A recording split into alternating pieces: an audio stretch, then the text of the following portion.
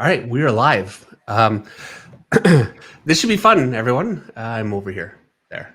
I need to point my camera properly. I'm not used to having half the screen like this. So I'm David Finch. You guys know that. This is Eric Grove over here. We can see his picture, not Eric, but hey, Eric. How's it going? Self-portrait. What's that? It's a self-portrait. Right. Very accurate.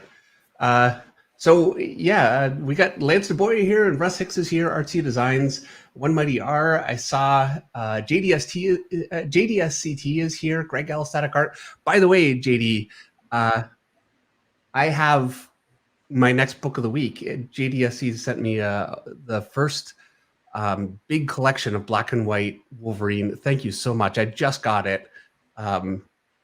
It's got all the John Buscema stuff from the beginning of Wolverine, which is really some of the first stuff that I really got into in comics, and one of my biggest influences. I haven't had it for years. It's really hard to find that book, and it actually has a whole segment of John Byrne work, and it's really good stuff. So anyway, thank you very much for that, and that's going to be the book of the week very soon. I'm really excited.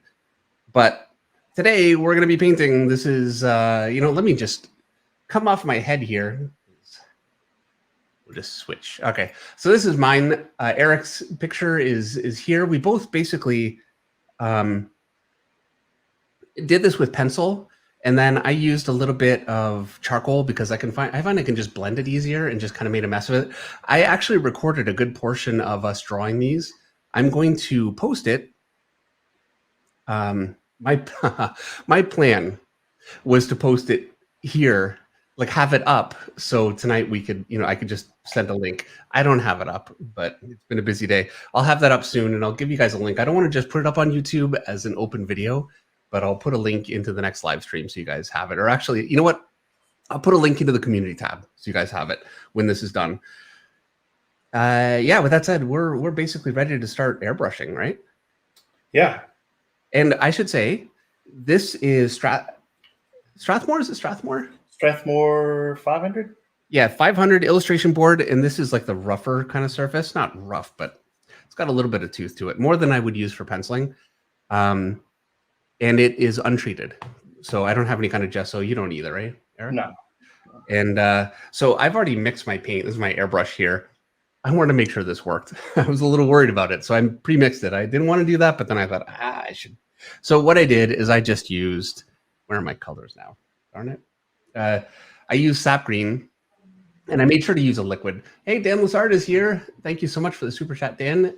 It's the other dynamic duo. Have a blast, gentlemen. Thank you very much. It's great to see you here. We might actually have some questions at some point, Dan. So, and then I also used Naphthol Crimson. This is the only red I have in inks. That's why I used it, not particularly because it's Naphthol. I would have used any red. It really doesn't matter.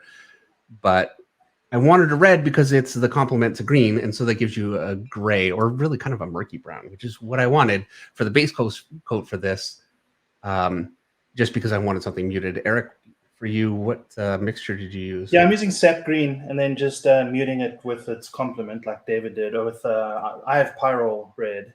Yeah, but I'm sure the effect will be the same. Yeah. And so I'm also using, this is Wicked Colors, whatever. Anyway, it's butoxyethanol, which sounds very unhealthy, but it is a dilutant. So I use quite a bit of this because it means that my paint won't stick into the airbrush and gum it up, which I'm learning. And it also goes on much lighter, so I can build it up slowly and not end up with big like blotches everywhere. Yeah. So with that said, I'm going to turn on my thing. It's going to make a little noise, and I apologize. I tried to put it far away, so I have to actually get up to turn it on, but yeah, it's going to be a little loud, unfortunately. There's not much I can do about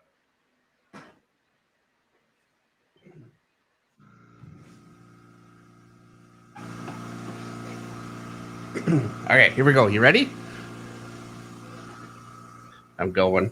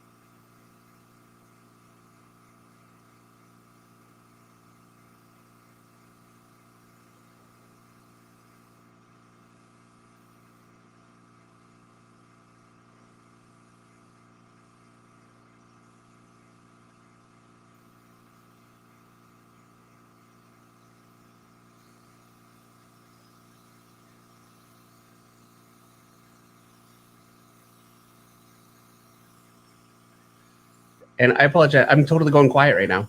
I'm forgetting we're on a stream. Jimmy Reyes is here. Good to see you, Jimmy. He says, anyone else nervous? Yeah, I'm nervous. And you can see, by the way, I don't know, like I'm not good with an airbrush.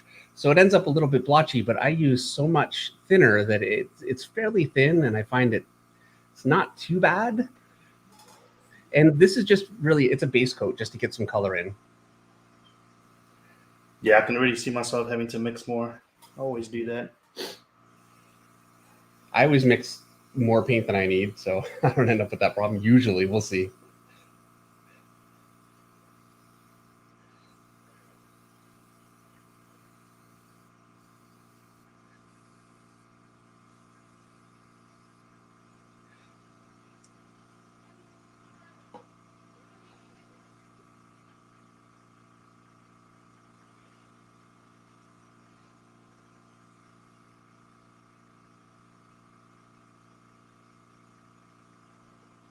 And I'm not getting detail with this. Sometimes I just can't get it to give me detail. I don't know what the deal is.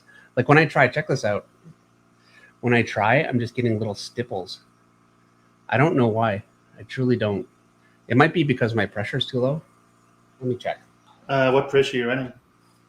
No, I'm at the right pressure. I'm at 12. This is a micron. It needs a That's really fine. low pressure. That's fine. Just make sure there's nothing beating on your tip. You know what it is? So when we started today, I thought, okay, I should check my airbrush to make sure that it's fine. Yeah, it was not fine. So I have a feeling my airbrush is just a little gummy, and it might come together and I might be able to get some detail out of it, and I'm out of paint. Darn it. Just see, yeah, right when I said. A whole bunch more. All right, here we go. So I'm going to put some more of this stuff in here.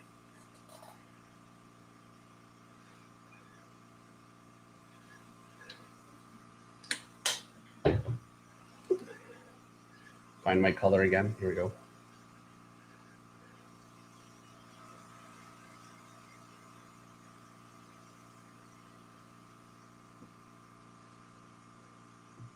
So that was my green. I'm going to put some of this in. This is my red. And I don't have my setup is so not proper. I don't know about you, Eric, but like my desk has a tilt to it. I've got these jars, like glass jars, propped up on me. It's a mess. It's not good. Yeah, I look like a bit of a mad scientist here. Richard McKay says, check your airbrush needle. I know, and I did. It was jammed. So I learned this from Dan Lassard. I have my hand over the cup, and I'm just going to mix it this way.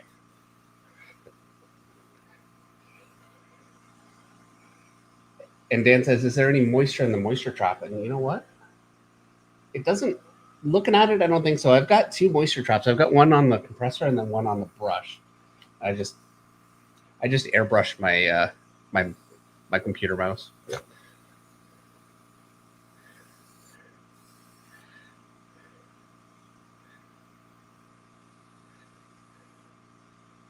Yeah, because I really like to be able to, darn it, get in there and get a little bit of detail. And I'm like, I can't remotely right now. So I'm going to get this blocked in, and then I'm going to have to take this stupid thing apart. Do you have something to dump your ink into? To what? Do you have something to dump your ink into? No. So you don't have to remix it? Oh, no. I won't be using this color again for a while. Okay. I'm just going to get it all blocked in and then worry about it from there. Oh, heck. Let's just give that all some color. I can go over it again anyway. And I'm really not worried about being particular with like one color here, one color there, because I can add color. This is going to be a painting. This is just really to get a nice undertone. Where the airbrush is, for me, a little more important is once I've got my color in, I like to get, just clean up my shadows a little bit. And unless I can get a little more detail, it's going to be really hard. So we'll see.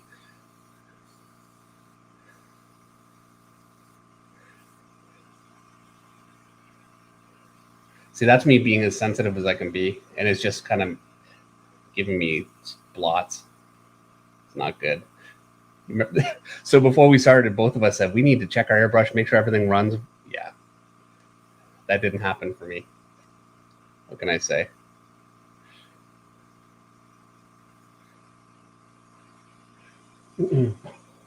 Oh, Lead Rest says back bubble it. Okay, I'm going to give that a shot. So to do that, you just cover the end as best I can, and then when you hit it, you can see how it's bubbling there, and that could potentially clean it out a bit.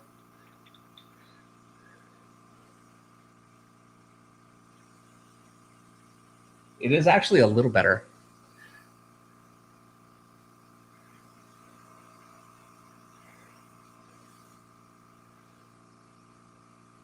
But tools like this are always my Achilles heel because I'm just lazy. So I'm getting a little bit darker and a little lighter here. I don't care too much. It's fine. Where I do care is in a minute. And we'll see how this goes.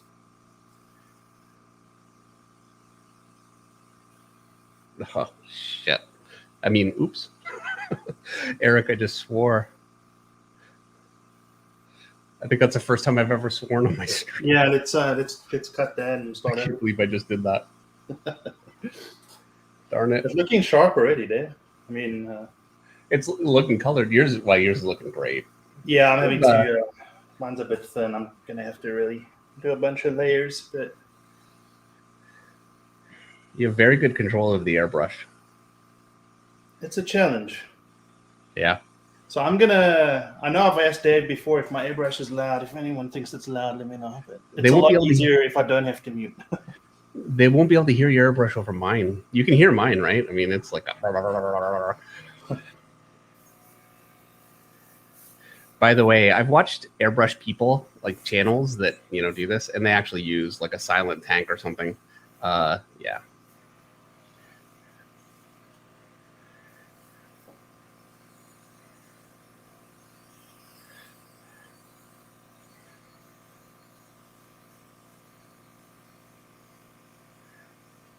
So I'm going over quite a bit because I want to darken it up, but not everywhere, like super fast.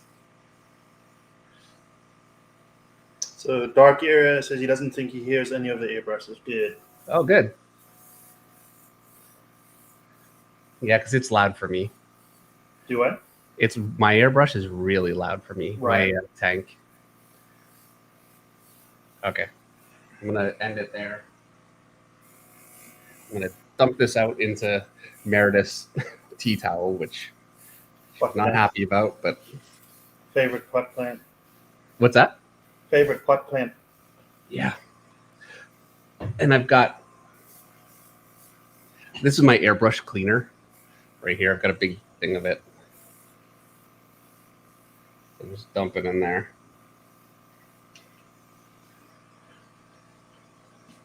So yeah, if you ever wonder why people switched to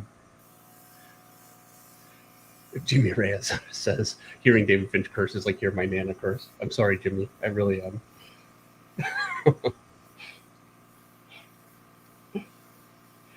So Dave, do we want to tell people why we using the airbrush generally as far as our process goes? Because it's really clean and it's fast. Ideally, it's fast, right?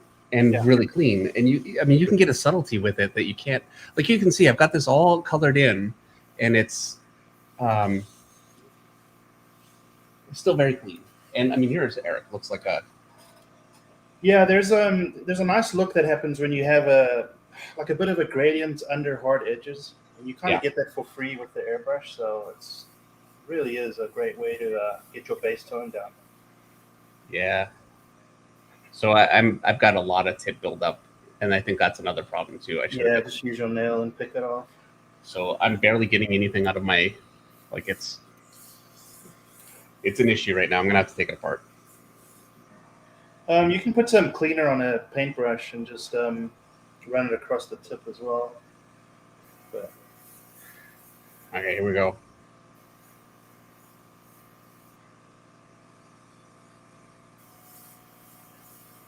This is exactly what I said. They're not worried about this. Yeah.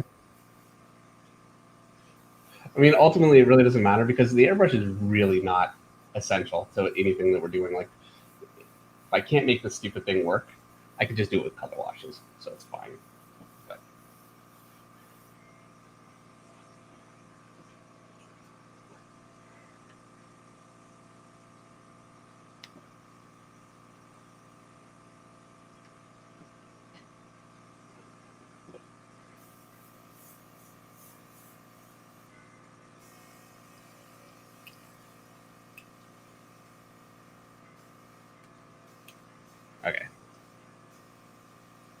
put this thing back together.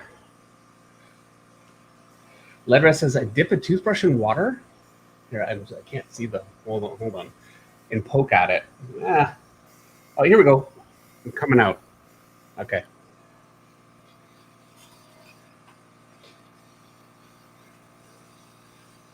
So I have a toothbrush, lead rest, but my toothbrush, you should see it because I use it to do ink splatter.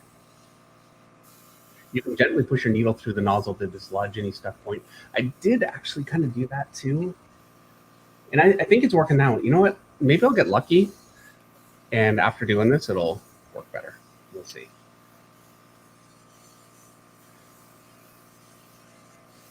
So the next thing I'm going to do, one way or another, however this ends up working, is do some black.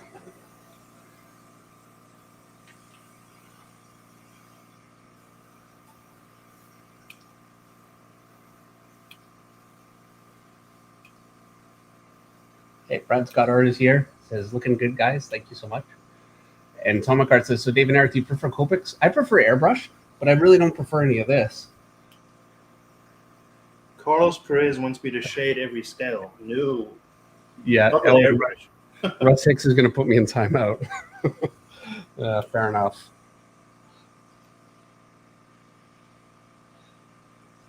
You know, the pain is real when I start, you know. All right. Yeah, and disclaimer, this is probably, what is it?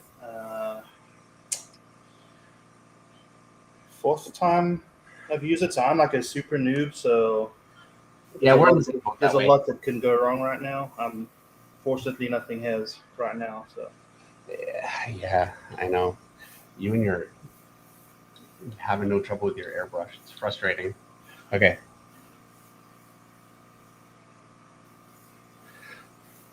Not that I'm not pulling for you.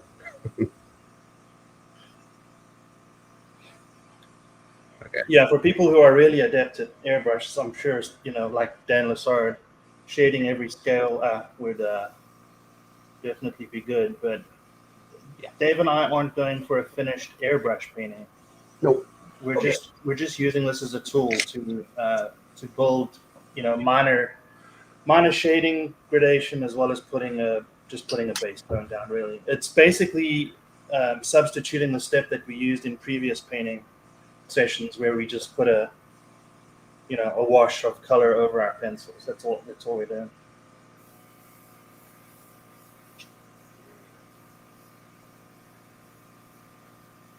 So I've got some black here in my dropper here, and I'm gonna put a little black in there. I'm doing this right over my pictures. It's such a mistake. What can go wrong? Yeah, I know. And I also I have so much airbrush thinner, whatever, you know, in there that you can probably wipe it up real quick if it does drip. And I'm getting detail, so we're good. Okay, here we go. And you can see I'm painting, and you can't even see anything because it's so much thinner. I might actually have to add a little more paint. But I'm so tentative with this thing. Anybody? Oh, there, I pressed too hard. Hold on. Yeah, Alvin says, looks like you're almost done and haven't started painting yet. Yep. Well, this is really the, you know, kind of Drew Struzan method. A lot of my favorite English artists like Simon Bisley, Glenn Fabry. I don't see Glenn Fabry or Simon Bisley really doing this much anymore. It's more direct paint, but I really like this stuff. Greg Staples, who is an incredible artist, he does oil, does everything, but he does a lot of work exactly like this. And Mike Butkus, who is my current favorite artist. This is how he works. Now, it's not how he works. It's my interpretation of how he works. You know what I mean? Like, it's the best I could come up with. And that's how it always is. And I'm sure, honestly, it was probably the same for him. Like,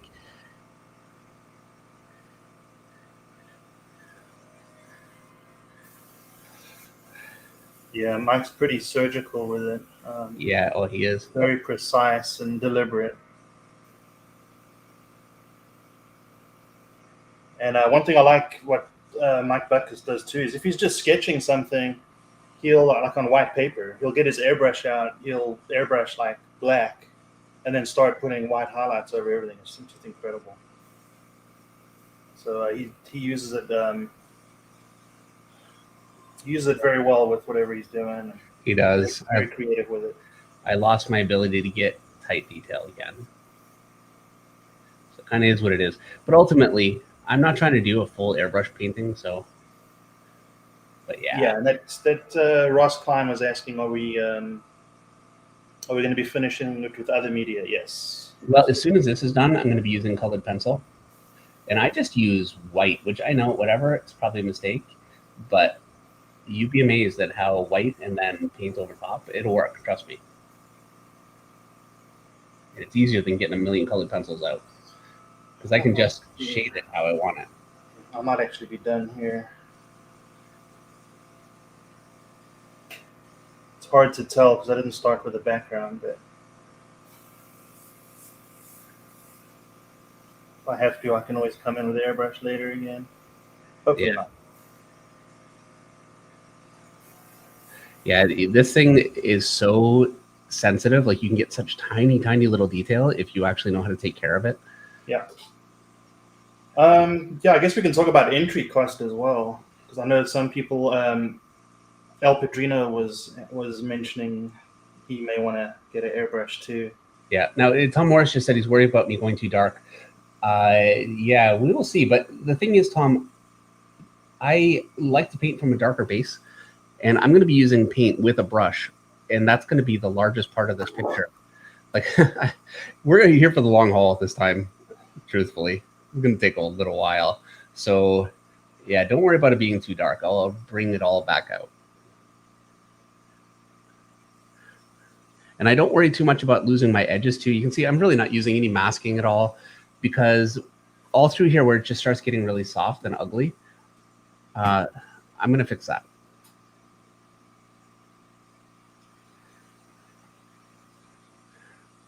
So I've got a bit of tip dry here right at the end. Good. Ha! Well, I'm done though, so it's okay. Oh. All right, fine.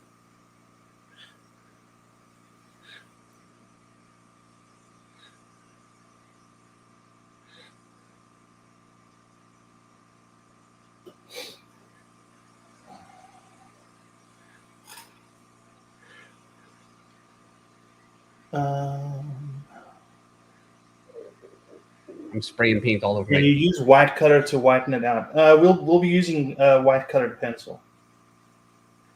Let's see.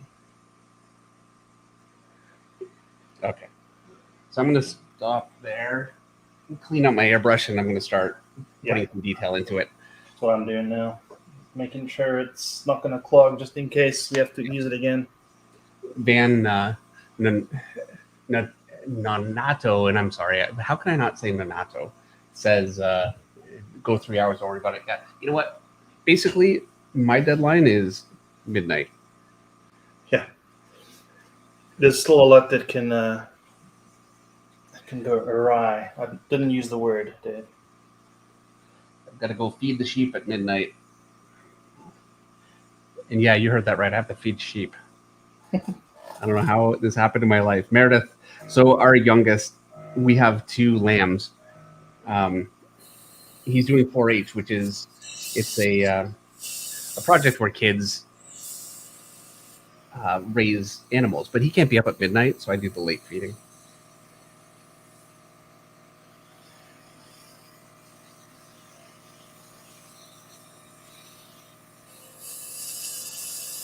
So I'm just cleaning my airbrush out again, unfortunately. This is the part, I was really a little worried about doing this stream, because with airbrush, there's time where I'm just sitting here spraying this thing into a cloth. Yeah, unfortunately, you gotta make sure it's clean before you put it away. Yeah. Otherwise, you end up with exactly. But you know what? I'm going to Dan Lassard's house. Hopefully this weekend we can figure that out and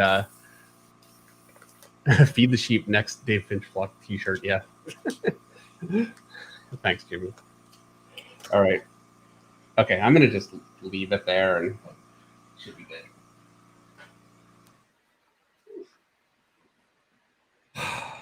So nice when that shuts off. All right.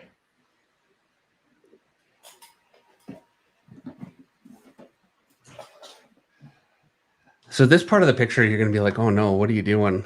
Because I'm just going to use white. And it's really going to blow everything out and look bad. But I have a plan.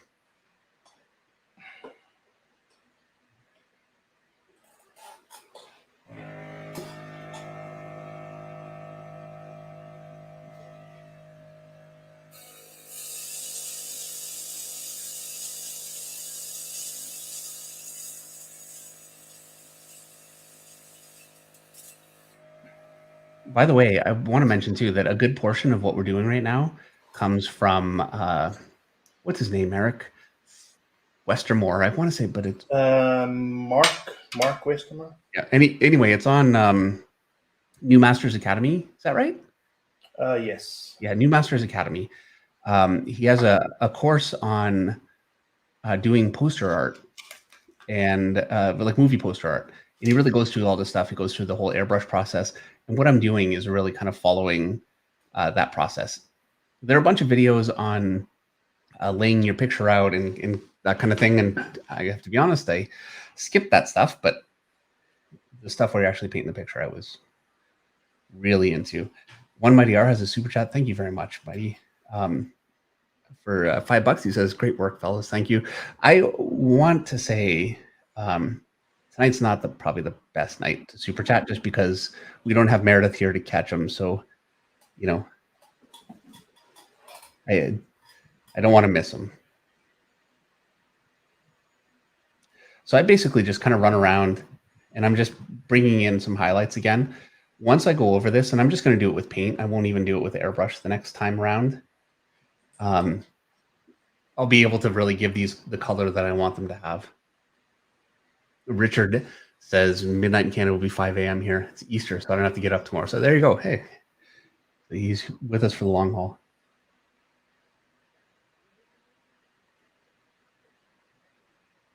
By the way, my picture is my own. It's not like I just copied something, but it is heavily influenced by the Arkham Knight version.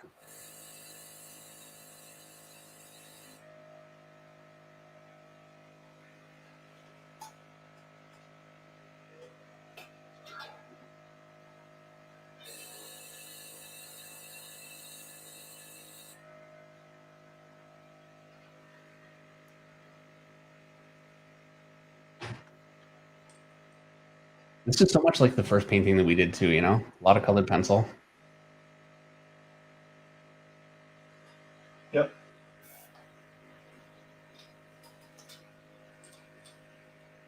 Hopefully we don't need the airbrushes again tonight. Like here, this is blowing out too much. I don't want that so light over there, but it's really fast and easy for me to fix. So I'm definitely going to need the airbrush again. It's like a two-step process with the airbrush for me. And Mark Westermore actually used it like 3-4 times. So what he would do is he would do his initial stage, which I've done. He actually would put another color kind of coming up the bottom. And I may still do that. I think I might use purple or something. But and then he would do colored pencil and then airbrush and then paint and then airbrush. Like it's a lot of stages to get something that's really immaculately clean. I'm not going to do that, but it took way too long to clean. It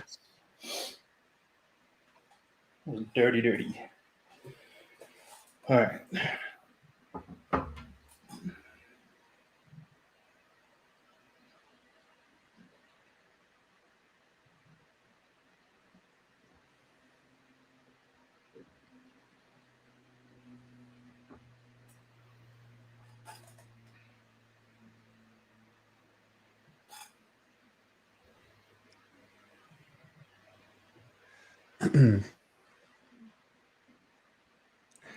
and this is going to take so much longer than so. I don't know what we were thinking doing this one live.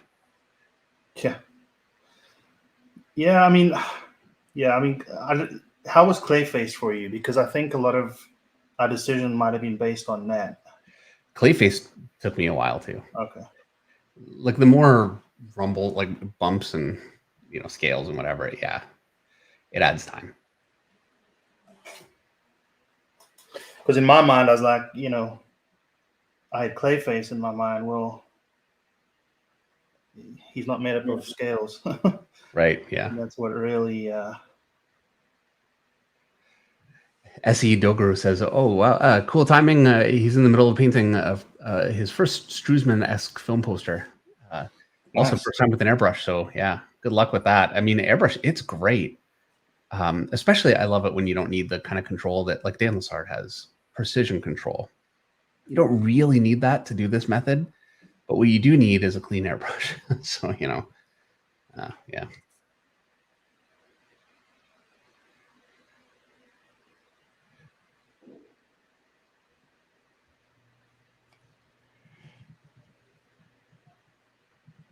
And I find, so I'm just kind of rolling around here and just picking out different areas.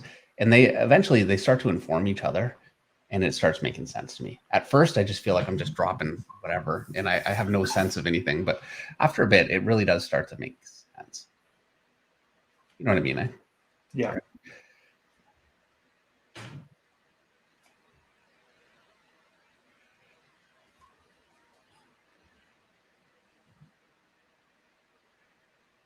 So yeah, by the way, in case you guys missed this Monday's stream, we have no Monday stream this week because it's Easter.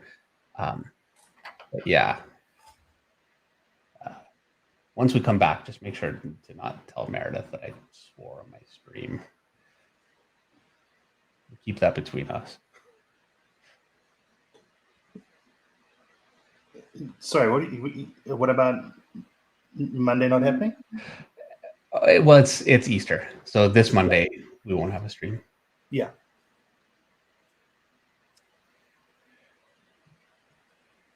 One thing that I really disliked in my pencils was I had all the way to dark and all the way to light everywhere, so it just had a real blown out kind of ugly look. Like you really need a range of tone. You want things that are modeled but push back and some things push forward.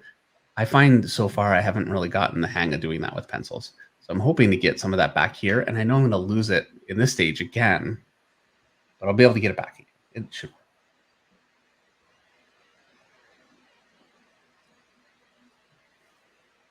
Yeah, a huge concern I have here is just, shading the human body is one thing. Shading, scales is a totally different proposition. Yeah. But make it work.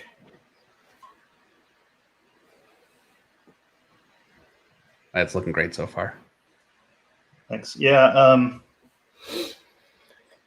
So there's something else that David and I have picked up on. David mostly. Took me a while to come around just because I was kind of set in my ways with the matte medium. This ultra matte medium just works great, and for a few reasons. It adds drag to your brush, which we've found really helps with blending and some dry brushing, which I know some artists squirm at. It just works. But yeah, penciling over this is real nice. The matte medium is just a bit too slick for pencils. This adds a nice grain. So you can actually paint matte medium over this and just come in again with pencils, and you're good to go. Yep. And that you don't end up with the problem with colored pencils is they are waxy, so they can end up building up on you, and you can't keep going. Like you just end up with a surface that's not pencilable. But yeah, using ultra matte medium, it keeps a texture to your paper, or it adds a bit of a texture. Yeah. Eric, I know you've put on like just a layer of ultra matte medium. It's clear. It'll scare you because it'll go. Yeah, I don't advise it right after the airbrush, because what happens is it adds so much tooth that your pencils are really grainy. I had a problem with that with the Harlequin that I did. It was super grainy, and it's hard to get that back unless you add tons and tons of paint. So this is going down very smooth because I didn't put it on right after the airbrush. Yeah. So you're not going to do that again, eh? No, if you do pencil on pencil with pencil over ultramatte medium, then it's okay, because the pencil underneath is, kind of blending with the pencil on top, so you're generally okay there. But yeah, Tom Morris, hopefully you see what I mean. Like, I wasn't too worried about being too dark because I knew I would be bringing it right back up. So, man, Dave, you're fast. You're already there. Yikes. Well, I got a lot to go. This is going to be, look, I have a feeling this is a picture I could spend way too long on. So there's going to be a certain amount of decision making on what I can do with the time that we have and what I can't. It's just going to have to happen to a certain extent. But I think we should be able to get pretty far.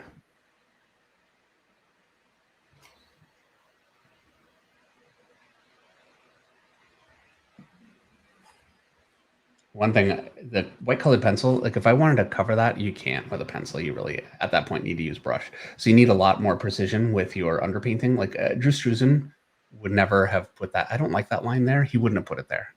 He'd be more careful. Yeah. But I'm using a brush after this, and there are a few stages to this, so I kind of don't worry about it too much. But I also, look, I say I don't worry about it too much, but I'm working within the skill set that I've got, Yeah. So my level of not worrying about it is partly because I don't know what I'm doing. You can't worry about things that you don't know about. Right. But we're getting there. Yeah. So Dave and I have been, playing around with different methods for about a year, I would say.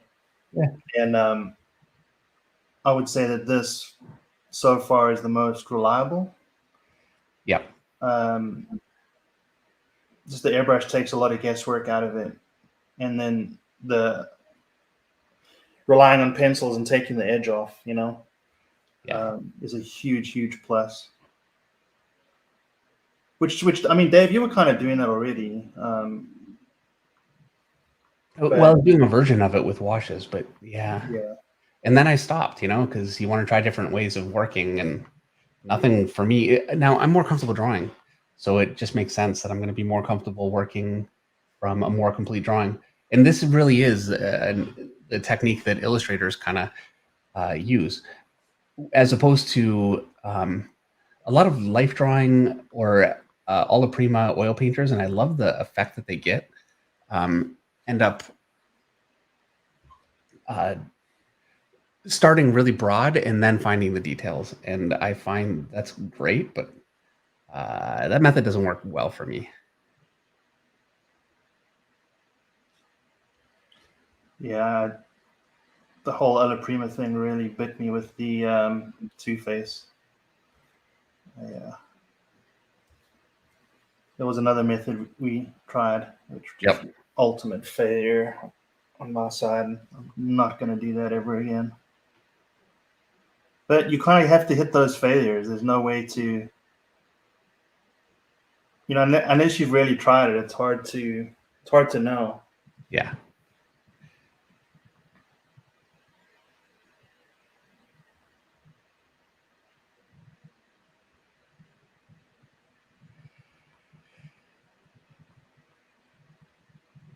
Trying to be a little quick here. Yeah, I'm trying to go as fast as I can here. Let's see. Dave draws a badass Wolverine. Yes, he sure does. And if you haven't seen his Wolverine on Instagram, definitely go take a look. And that was using this method. Yeah, and I ran into a lot of the same problems, like not getting detail out of my airbrush. That happened. And going way too dark and losing all my detail. That, like, a lot of those things happen. And I just find so much of it is I have a general idea of where I want to go with stuff. And as long as I have that idea and I don't totally lose everything, I can salvage it.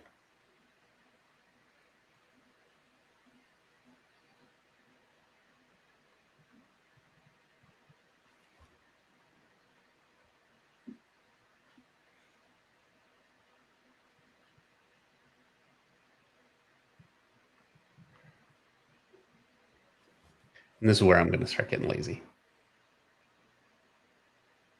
I can feel myself doing it. It doesn't matter how much.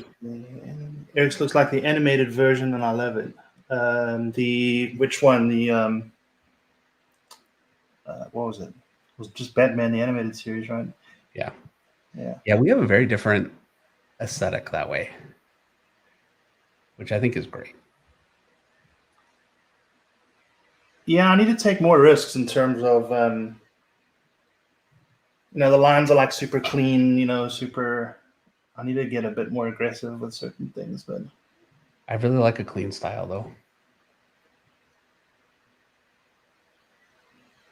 yeah.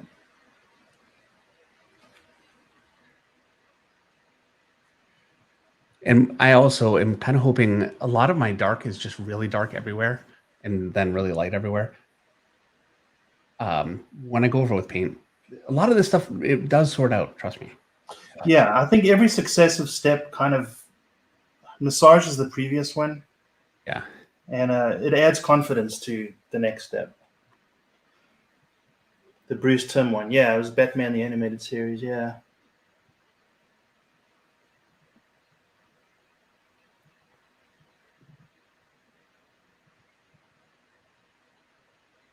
Dave's drawing looks like a Doom character. It says, made by Desi. Funny enough, we were actually talking about Doom. Yeah, we totally were too. It's funny. Just yesterday, actually. Yeah. Talking about doing it for the stream. Yeah, I'd love to see that in your style, Dave. I'm pretty sure it would What's really crazy? look good. Mm-hmm. What's crazy about it is that is the first time. It's not like we've ever talked about that before, and that's when it comes up. It's like destiny. Mm-hmm. All right.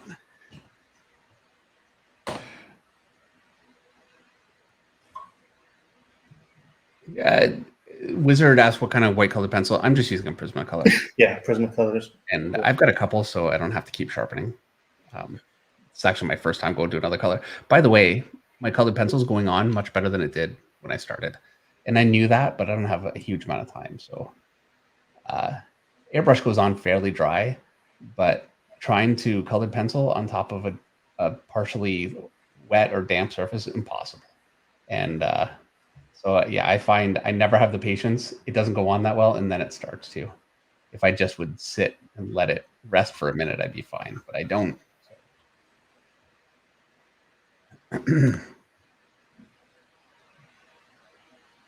But yeah, I'm finding I'm getting full opacity out of my colored pencil now that I just couldn't a minute ago.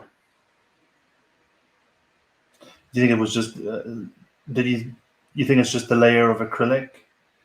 No, it's that it's still just a little bit wet because I mean the airbrush, while it goes on fairly dry, it's still wet, so the whole paper ends up just a little bit damp. It could be also that. Yeah, that's true. It could be also filling in some of the tooth. I'm not sure. No, it's very, very smooth now. If I run my finger across it, it's okay. Sure, but the thing is, I'm working over stuff I haven't worked on before. Yeah. Yeah.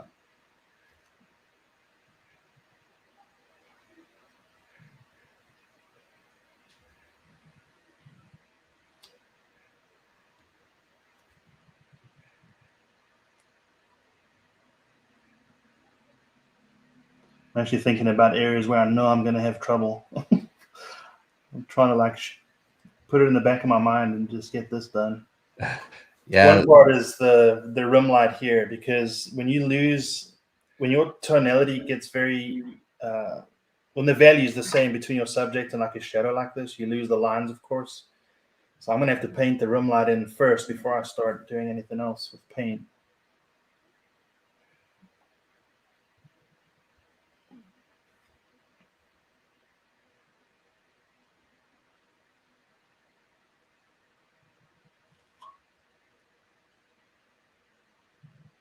Seth Adams says Dune. No, we were saying Doom. Doom. Dune would be good too. Yeah. How long does the sketch take you? Dave's very fast. Of course, this one has had a lot of details. Mine took about the same time as it did David doing all those details, which was, how long do you think, Dave? Maybe 2 hours? Sure. Yeah. Yeah, maybe even 3. Like this one. Now, it depends on the picture. This took forever because of all the stupid scales. Yeah. And honestly, I didn't even want to do it. I had a hard time getting started with the pencils because I was like, oh, I don't want to take that on because I just don't know a way to simplify it and have it be the. I'm a huge fan of all the Batman villains, and I don't want to do a cheeseball version of them. So, you know, doing like a no scales and just kind of the whole thing smooth. I didn't want to do that. You know. Yeah. And then write Killer Croc over it to make sure people know it's Killer Croc. That's right. Yeah.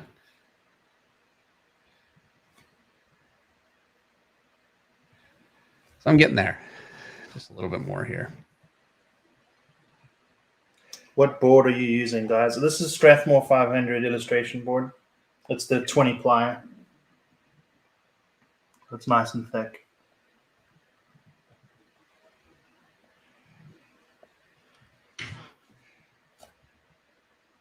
And we got turned onto that by Dan DeSantis. That's right.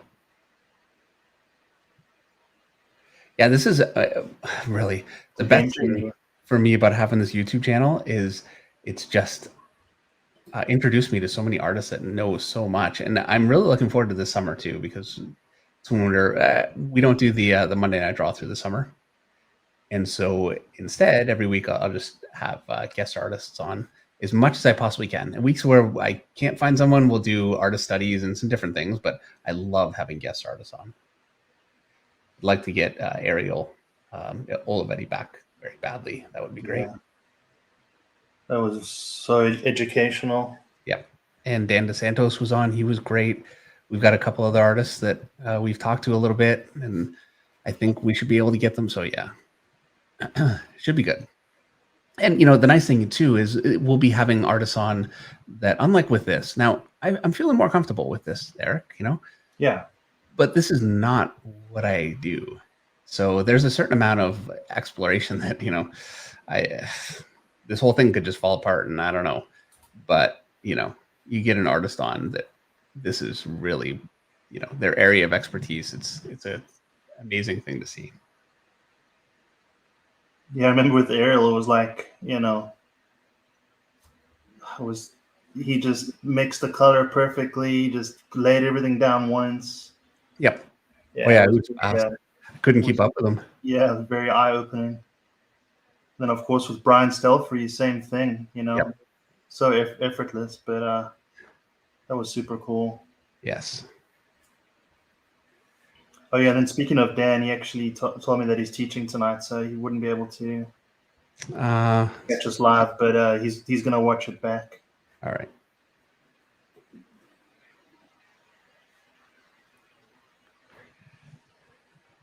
What do you guys think about Clayton Crane's painting?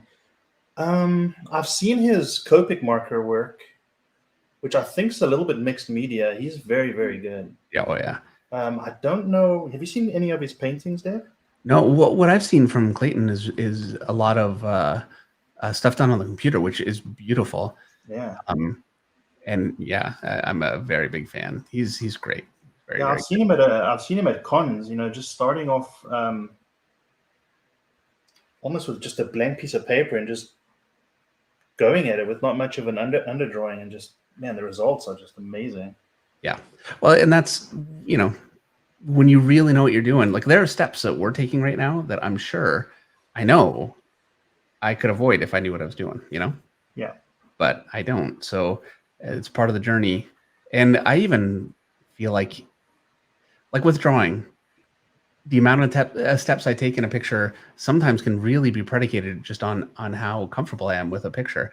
So I'll do my initial sketch and then I'll lighten that down and tighten it up, lighten it down again, tighten it up again, and do that a couple of times until I have something that I really like, versus when I'm really comfortable, I can just, you know, loosely sketch in and then just go for tight drawing.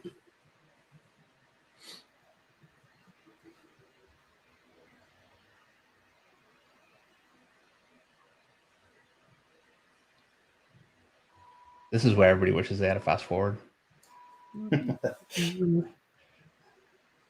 What way would you guys recommend to learn anatomy? yeah, get you George Bridgman's Guide to Life Drawing or Constructive Anatomy, like Dave recommends. Draw every page in there, and then try draw everything from memory, and then just take a body part a week. Take legs, draw that a week. Take arms, draw that for a week, and just rinse and repeat. Yep. And honestly, going back to it, even now for me, is so helpful. It never stops. You got to keep at it, and yeah, and studying other artists and their ways of interpreting anatomy. Once you have an understanding of where the general, like the muscles go, and you have a good basic understanding of anatomy, or really advanced, ideally, you can kind of break down how other artists have decided to make their choices and get a lot from that. And you can make those choices too if you like it, or you can try, you can avoid it if you don't. Yeah. All right. That's going to do it. I'm going to stop there. Are you going to paint already? You see, you're going to beat me. Yours looking great, though. Oh, thanks. Okay. So, yeah. All right. Get out my paint.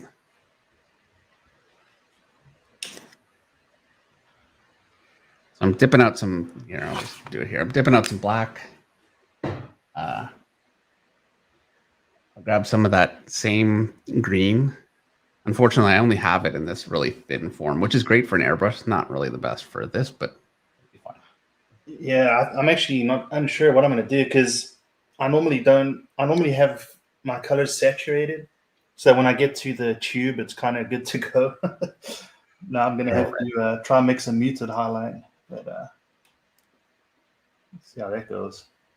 And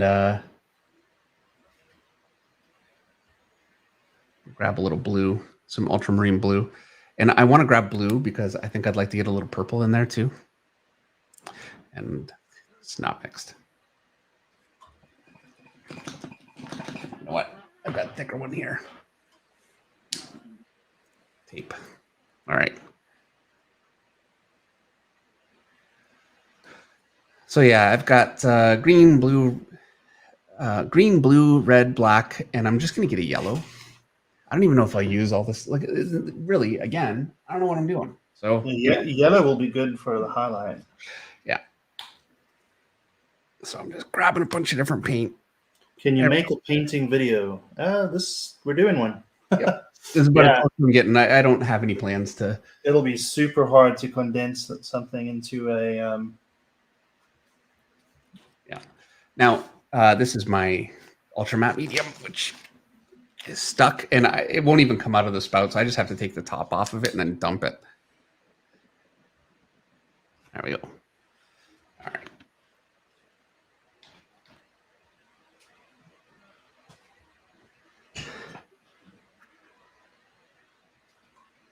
Water.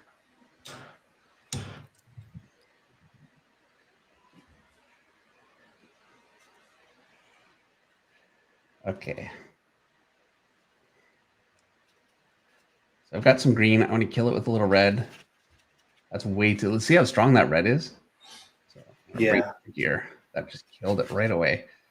And add a little yellow. There we go. It's starting to bring it into a color that I kind of want. And I kind of like that. I think I'm going to try it. And I'm going to add some medium to it. I have to step on the gas. And I want to go really thin with it. Oh, just to make sure it's the right. Well, if I go really thin, I can use it like a glaze like that. If I go thicker, it doesn't work that way.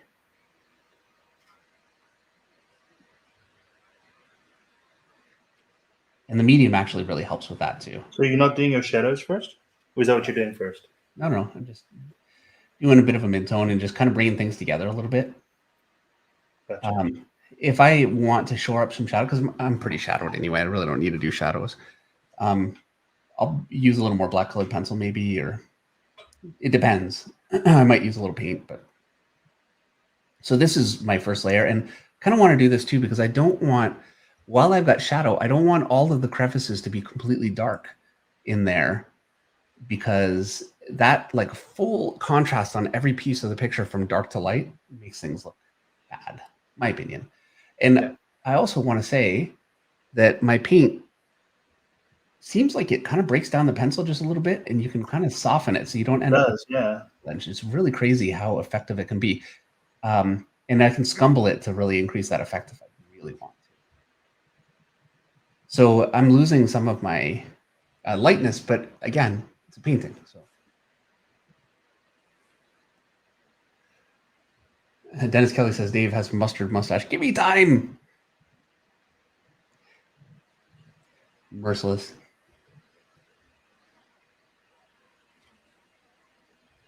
And I think I'm going to go a little bit blue over here, but I'm not going to worry about that now. I'll just kind of hit it with the same thing because I can always wash in color.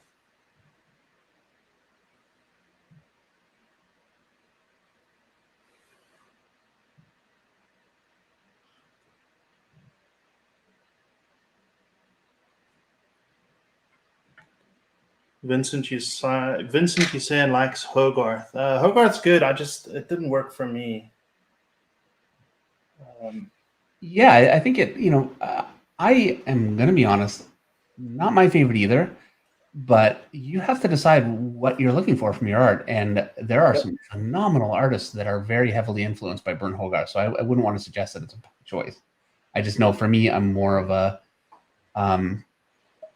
George Bridgman kind of guy, and Loomis.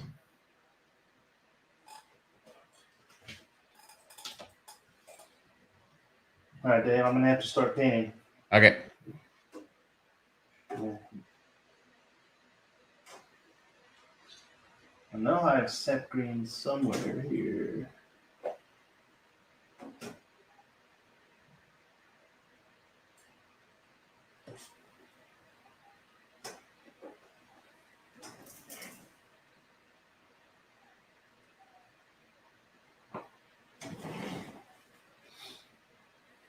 And I'm going to bring in just a little bit more red. As a matter of fact, I've got red here.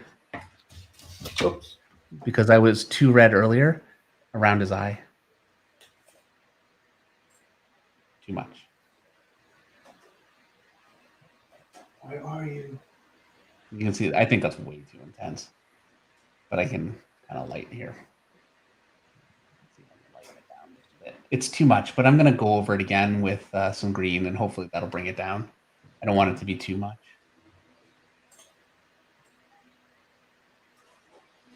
I cannot find it. What are you looking for? My set green. In heavy or soft body.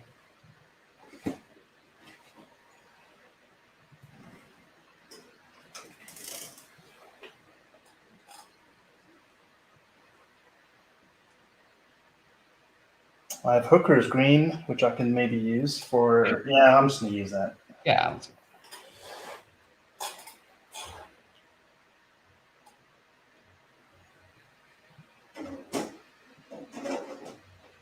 This is a bit of a first coat too. You can see I'm getting some red in there. I don't want much. I just want to. Right now I'm kind of tinting, and it's an initial layer. I'll go thicker with paint, somewhat in a minute.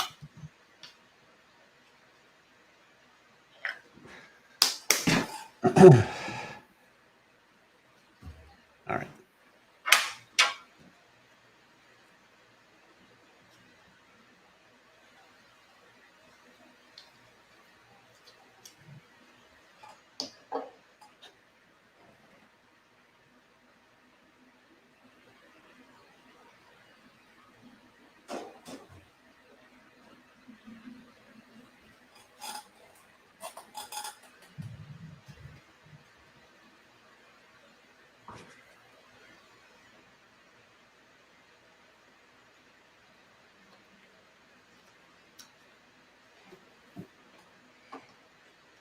And another argument for using a little more airbrush is I could very quickly and easily colorize this whole thing with airbrush, and it would be pretty effective and give me kind of the look that I'm looking for, but I like more of a painted look anyway. So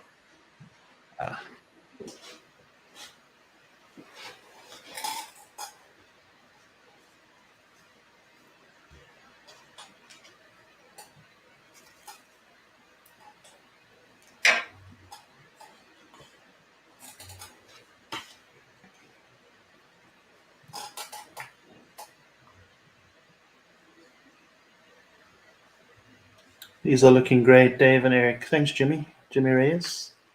Good to see you. he's lying. Do what? He's lying. Jimmy's waiting for us to fail. I know he is.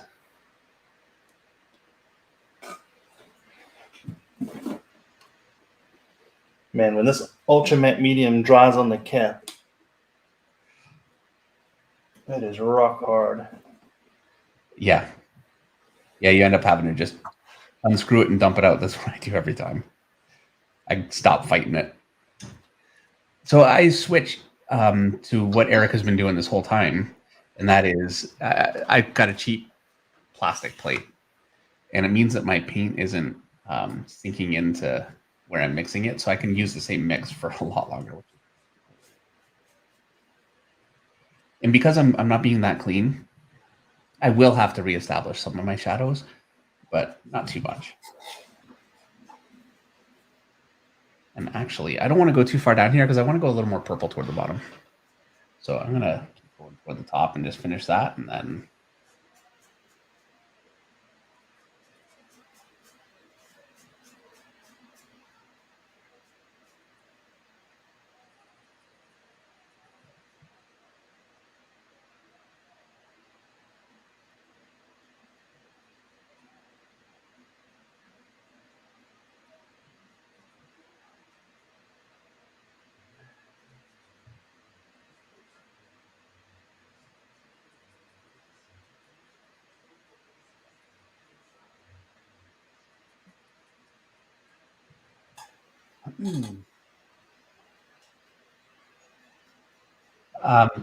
KSI Wolf asked if we made a video about blending. No, and the reason is I don't blend my paint generally. I will show you actually. So I work very thin, and you can see that I'm using it more of like washes. And the real trick, I think, with acrylic paint is to work in very thin washes as opposed to trying to get it, because blending is having two different tones or colors of wet paint and then blending them together, which is not really the way that you want to work with acrylic.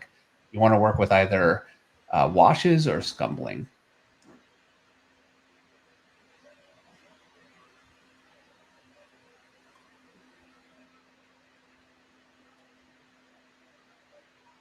I'm getting a little anemic because I'm kind of out of paint on my brush, like on my palette. I don't want to mix more. All right, I'm going to have to.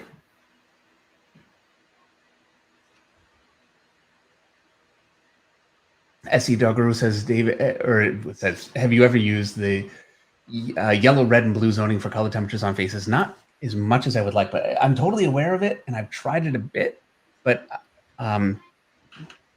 not as effectively as I think I could. All right, a little more green here. And so I am going to do somewhat of that actually here, just in the sense that I'm going to be, so I want to try and match that color, and I got too much red and not enough green, and I'm out of green. I really could just be using blue, but like blue with this would make the same green probably easier. But I don't want a hue shift. You know what I mean? Yeah. Grab some more medium. So yeah, I'm going to finish out the top part of this with this color here. And by the way, hopefully you can see it. Like what I have here is starting to look a little scumbly and messy. It will get better. And also, this is why I put a little more airbrush on top of it. It's amazing. You'd be shocked at how much just a little passive airbrush will like really bring it all together. It's crazy.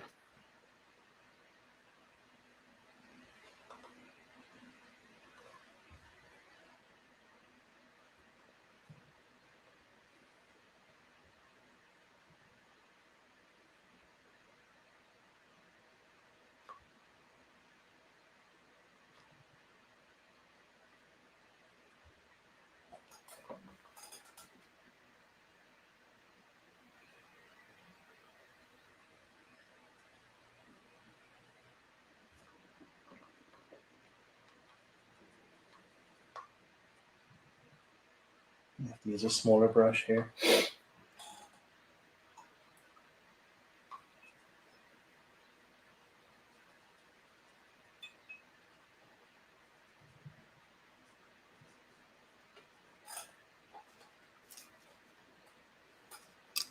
I think there would be maybe I would be a little more careful with what I'm doing right now, but I don't want to move on, so I'm really slapping color in pretty fast.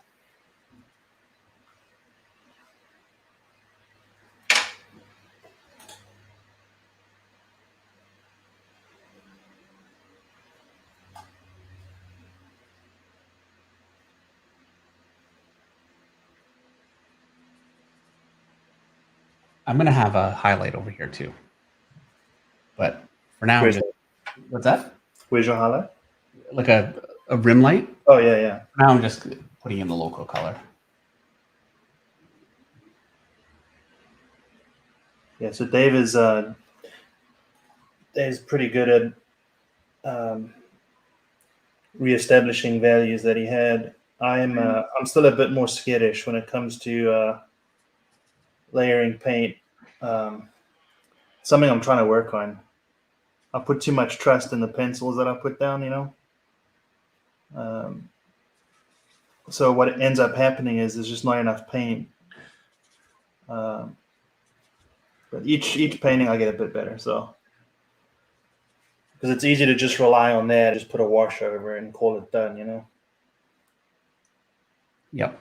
So I'm going more purple toward the bottom here. And it's a dark tone, so we'll see how this works.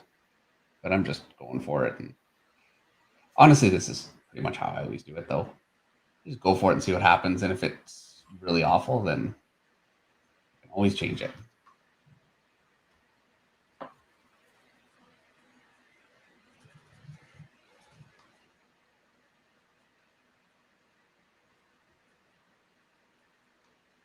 I will say, Dave, that not putting a layer of ultra matte medium down first has really been a good thing. Oh, that's good. Yeah, that messed me up the last one.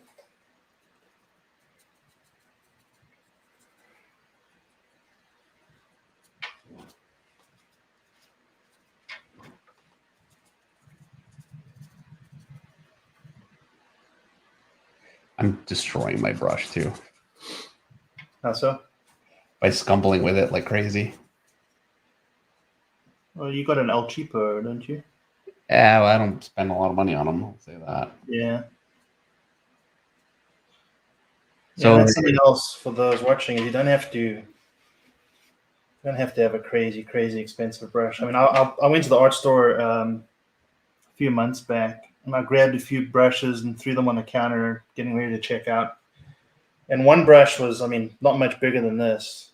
And the guy said that'll be $120. And I was like, nope. Yeah.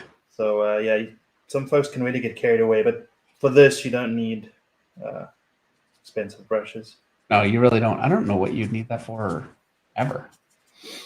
I mean, I think watercolor, you know, you can't really ruin your brush as easy as this. Well, and also, a thing about this is a layering, an opaque layering, ultimately. So I can be loose and kind of a little bit grungy with it, which I'm being now. Maybe a little bit more than I would like to be, but you know, what are we at? 9:10. We're making good time. But I don't want to finish it, or I want to finish this with you guys and not end up saying, well, you know, sorry, we couldn't get it done.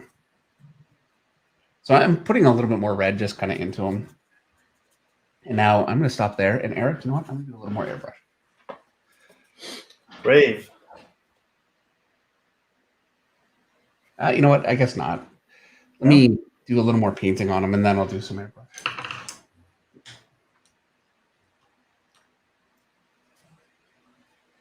All right.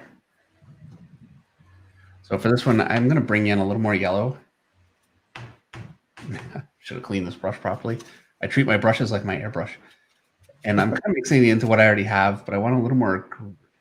My green here. A little more green.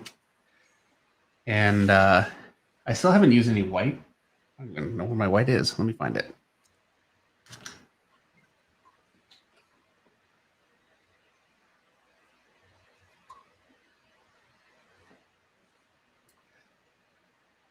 thing about white is it actually starts to make your paint a little more opaque too. All right, I'm going to put that rim light in before I get into trouble.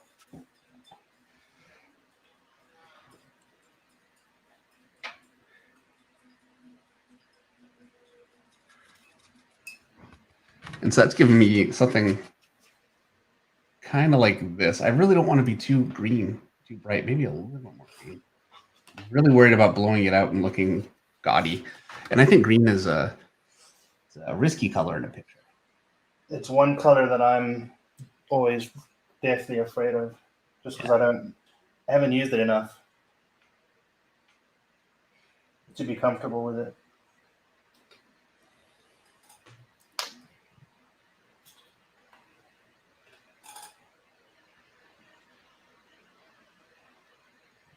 Artsy says he gets his brushes from the Dollar Tree. There we go.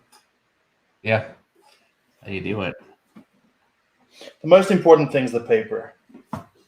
Actually, you know, that is very true. Bad paper will make your life kind of miserable. Especially with watercolor. You can't be painting on printer paper with watercolor and expecting a good result, for example, even with the most expensive paints. It's just not going to happen. Yeah.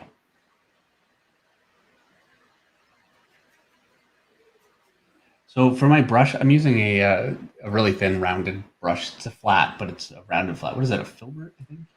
Filbert? Is yours a filbert? I don't know. Is that what you call it? Yeah. I think in South America and Spanish-speaking countries, it's a cat's tongue. Oh, that's right. Okay, yeah, I remember saying that. Yeah, here is a filbert, unless I'm wrong. Alvin says he's using Strathmore watercolor paper and cheap brushes. Yeah, you know, and if you're getting the result that you want, and certainly watercolor paper is better than, you know, total garbage paper. I mean, you said that, Alvin? Yeah. Yeah. And it really comes down to, I think that there are so many ways to do anything that really work. So it's totally fine as long as it works. I am finding I like this paper better. Yeah. Than the cheaper stuff.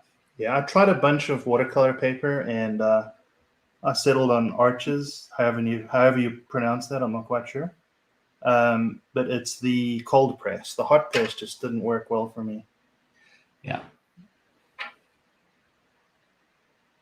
So my brush, I can't get a huge amount of detail with it, and that's because I use it to scumble in a big mess. So, you know. But I have smaller brushes. If I really want to get something tighter, I could. But for right now, I'm just kind of blocking in my scale shapes.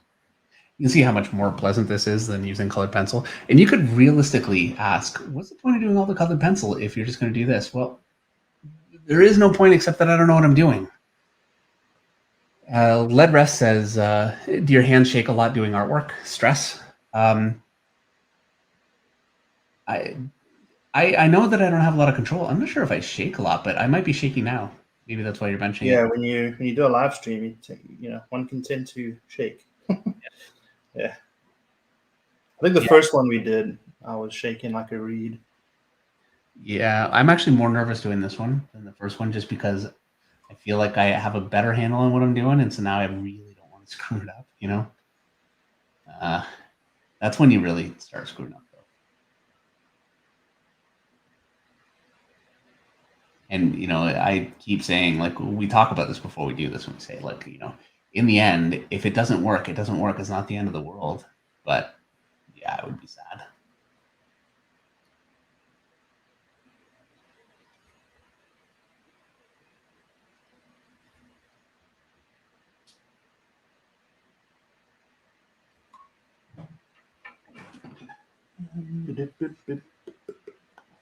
So I have plans when this layer is done to do another lighter layer on top of it.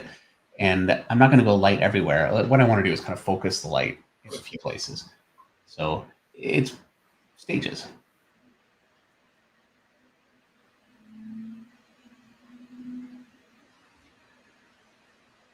And because my underdrawing was pretty realized, you would think, hey, like I'm covering it all. What's the point? Do you even need it? But it makes such a big difference, doesn't it? Like we've tried to eliminate it and not successfully.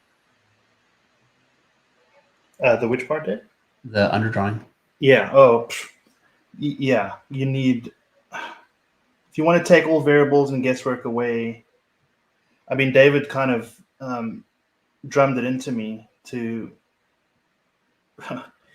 If you have a bad underdrawing, you're gonna have a bad painting. So you need to put a lot of time into the underpainting if you really want to set yourself up for success. And yeah. The more values you figure out early on, the easier it gets. Yes. And if you're an absolute genius and you've been doing it for years and years, that is not necessarily going to be true for you, and that's fine. But this is a method that works. Yeah. And it not only that, Eric, but this is a method that works for Mike Buckus. Yeah. If it's good for him, right? Yeah, and if Mike, I'll tell you right now, like go check his stuff out on Instagram. If that's how he's working, that's how Drew Struzan is working. Well, Yeah. Who are we to argue? Alex Ross works that way, very tightly drawn underneath.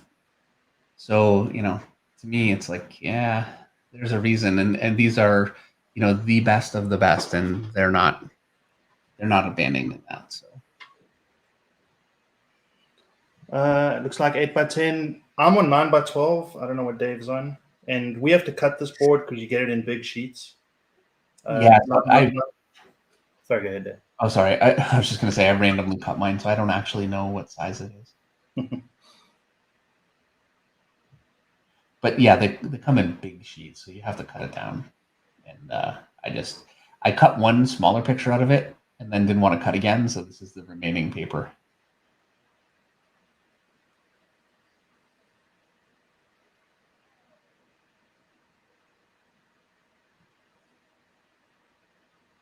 And I'm not using any reference, so it's a little bit of a push and pull, just a bit. When you're using reference, you know exactly where you want things to be in terms of lightness and darkness. And I personally hate doing that.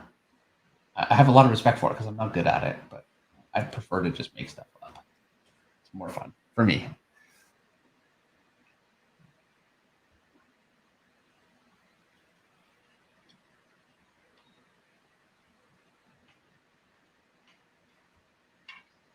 Rich Ware says even Frazetta did watercolor sketches. Yes. Oh yeah, he did a lot of comps. Now I think that he did that for two reasons. One was because for himself, and the other one is because art directors want to see a sketch. Like when I do covers, I have to turn in a sketch. My understanding is too that he actually reworked paintings, right? Didn't there somebody painted more than once, or felt more comfortable reworking, or where am I mistaken? Kind of later in life, he went through a period where he wasn't really doing as much work, and he started just going back in and fixing old paintings. And sometimes I agree, and sometimes I don't. But it's his picture. So, like, he had a picture of somebody shooting, and the arm is pointed directly out down through the gun. Oh, hold on.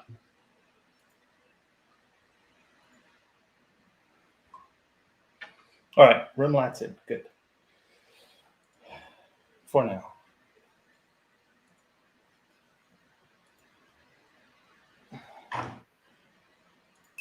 Huh.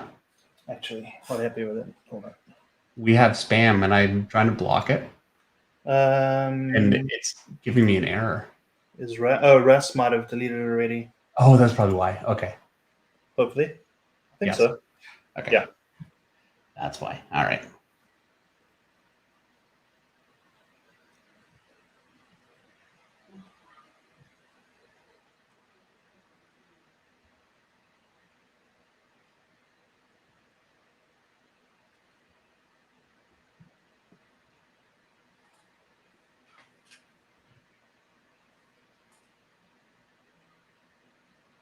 Russ is on the ball.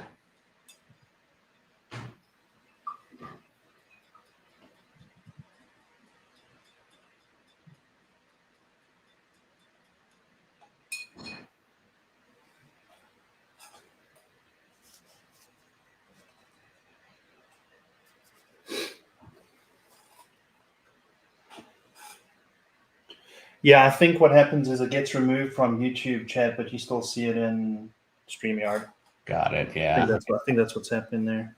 Yeah, that makes sense. I don't usually ever see the chat, because Meredith is doing the chat, and I look up, and all of a sudden we got, what the heck?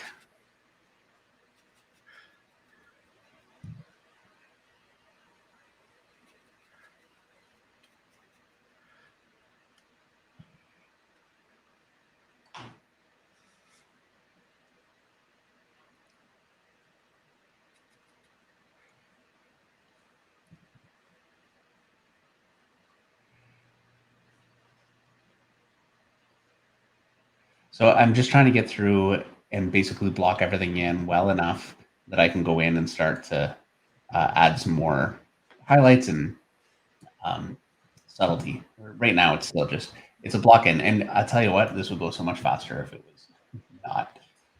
But you guys picked this. Yeah. Thanks, guys. Blame you. And I mean, it's a lot of fun. It's just a little tough to do fast. That's all. But the technique is totally the same. Like, there's really no difference. I am finding like every picture is different in its own unique kind of way, but the technique carries through. Yeah. I would say that this, I mean, it's time consuming, but I think the most challenging one might have been Harley, right? I mean, every time, drawing females is one thing. Painting them, it's really, really tricky. Yeah. You don't have the luxury of, really messing with values much, or adding a lot of, heavy rendering or. Yeah.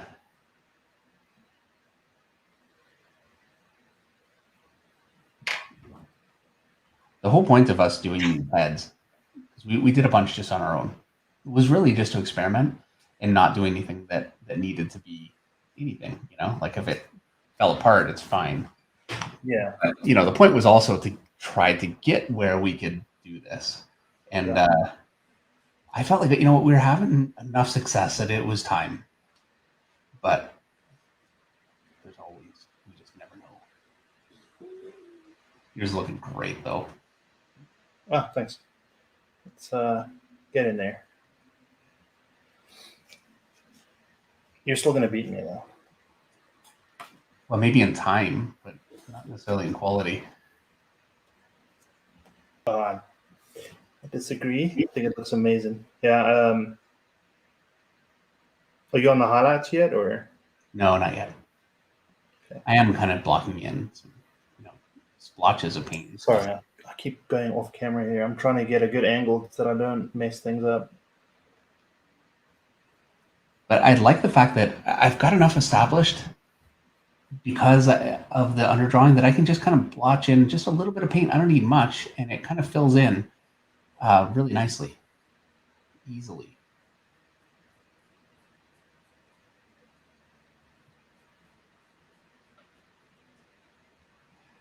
I really should start looking at switching. I'm going to leave that side for now because I think it's a mistake for me to just keep going with my color that I'm using. I want to start to bring in some of the color. I think. I don't know. You know what? I don't know.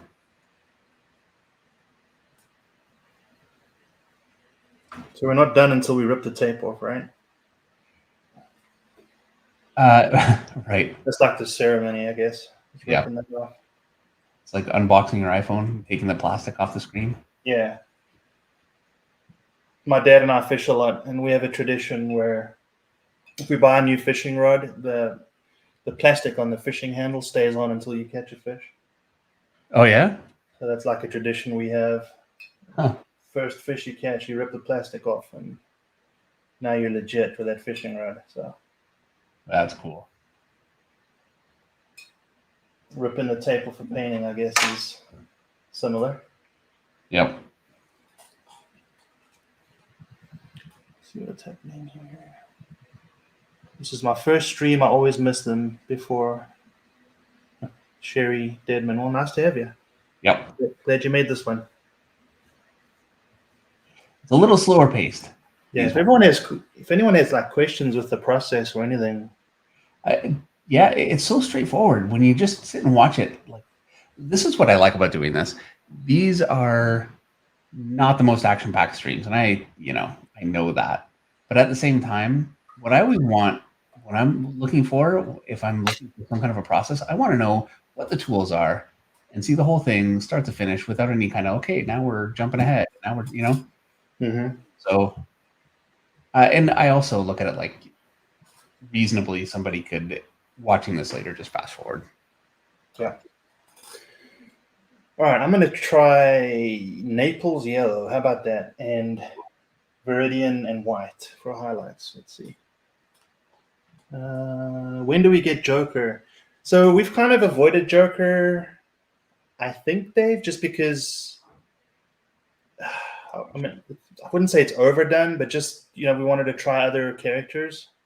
Okay, well, it's overdone. It is, Yeah. But also, I didn't want to do Joker until we knew what we were doing. Yeah, we know what we're doing. I mean, he's a complex character to draw.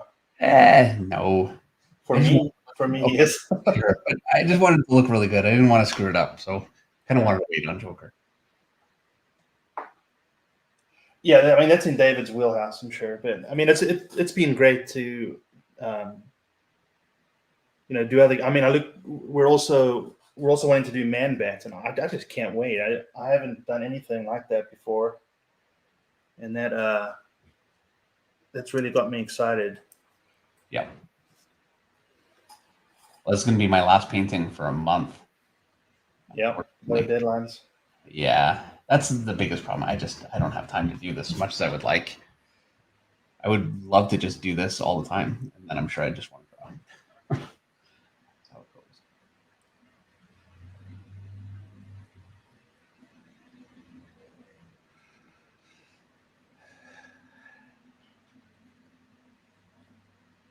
So I've got a lot of area where I feel like I'm kind of losing my. It's getting a little gummy, and that's partly because I started blocking in my color really fast, so I lost some detail. But I can get that back very quickly and easily with colored pencil. Which, it's fast. You'll see. But before I do colored pencil, I'm going to want to hit it with the airbrush again. Because the airbrush will mean I'll need to colored pencil again for sure. Yeah. Because you lose your edges.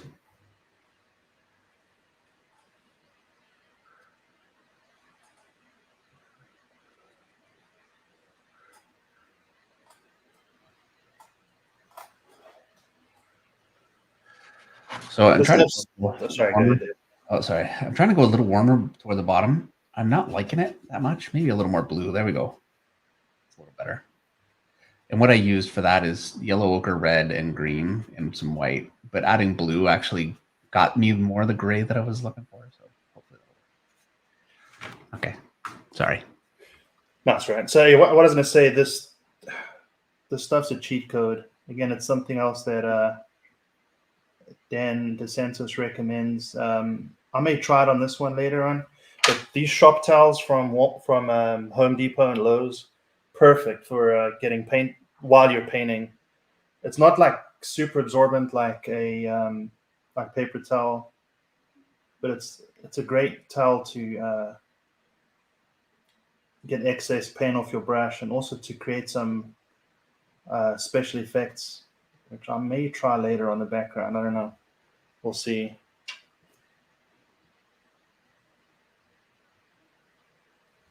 Yeah, it's just really great to work with.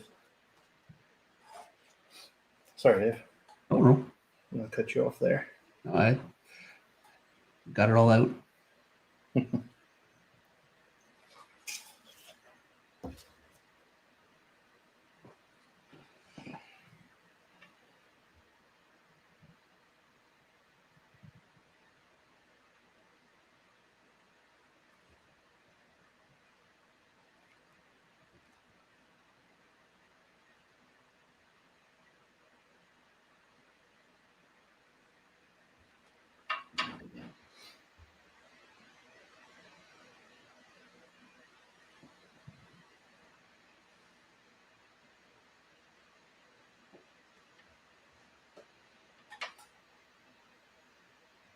Yes, and we are doing the entire Rogues Gallery. It's going to take a little bit of time. Let's see. Someone said something there I want to address. Who said it? Craig. Towel doesn't help me. I just wipe on my pant leg now because it's such a habit. Be careful with that, especially if you're using oils. There's been situations where folks have wiped oil with solvent on their legs, and your skin absorbs it and goes straight to the. This one person went straight to the bone in their leg, so you want to be careful with acrylic's one thing. Oil with like turpentine and that is something totally different. So just be careful with that. Yikes! Yeah, here's my towel. Use my hand, which is just as bad as using your leg. What can you do? Yeah, I mean, acrylics is fine. You're not working with solvents like that. And yeah, I'm not even using cadmium red.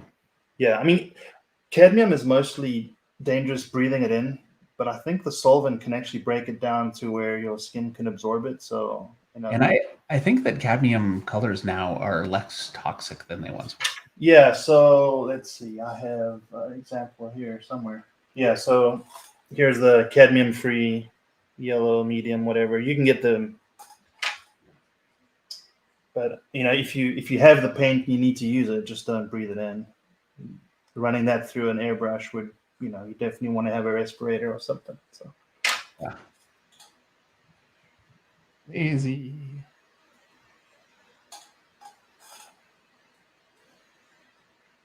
Okay.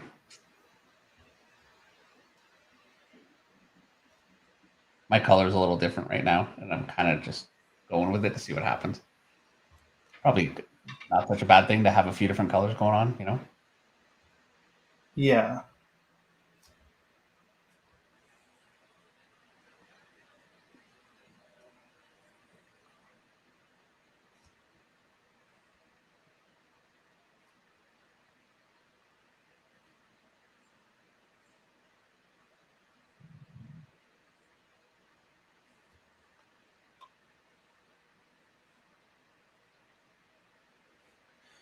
Dennis Kelly, Sweet Tooth from Twisted Metal would be a great character. Yeah, that would be also up David's alley. Yeah, for sure. What, not yours? You don't think that you would like that one? I think. Yeah, it would be a good exercise for sure. You ever play that game? I didn't know. I got on PlayStation on PS3, so I missed out on. Because you're younger. What are you? How old? 43. Yeah. No, I was up and about when that came out. I just I think at that time I was more into maybe computer games. I can't really remember, but all right. So every time I think, okay, I got it, I don't got it. It's just endless. All right. So now I'm going to go with quite a bit more blue. Let's see what we got. Let's start with blue. I'm going to mix it into what I have, add some white, not too much. And that really kills it back because I'm just mixing it kind of with what's underneath there. Some of this stuff. And we'll see what we get. So I really want to go blue in the background and have a bit of a blue light along the side. So I'm just going to start making this blue.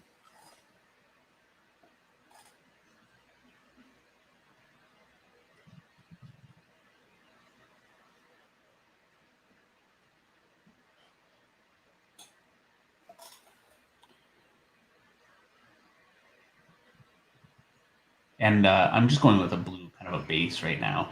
So it'll not look quite so bad in a minute, I hope. Let's see. Maybe says, if we do Joker, which one? My favorite Joker is always Arkham Asylum. by That was a great Joker. by Dave McKean. So it would be something along those lines. More than it certainly wouldn't be any kind of movie one. That's none of those are really Joker. I mean, I really like the what's his name one, Joaquin Phoenix. No, but I like the Joaquin Phoenix one. But really, the movie characters are never the characters for me, even slightly. They're like a movie version of the real thing.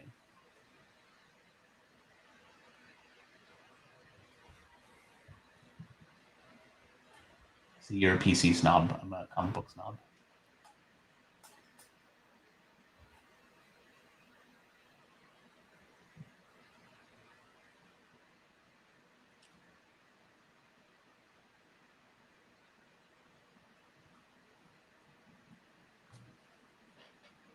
Are we saying me?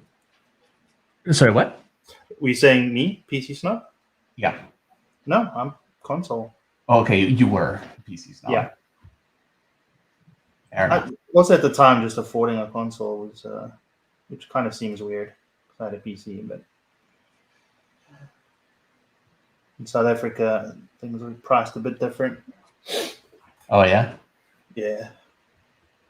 PlayStation 5 there now is a lot of money. If you can actually get one. Yeah, you can't get one here now. Yeah. I don't know. I finally got mine on eBay.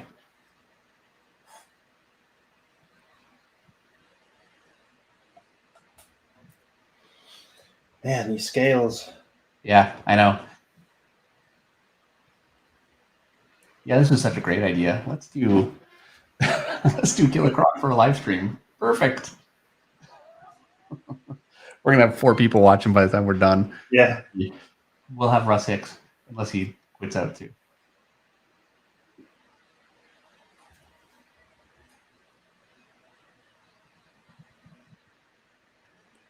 I didn't add the white line to his shoulder. I did it on purpose.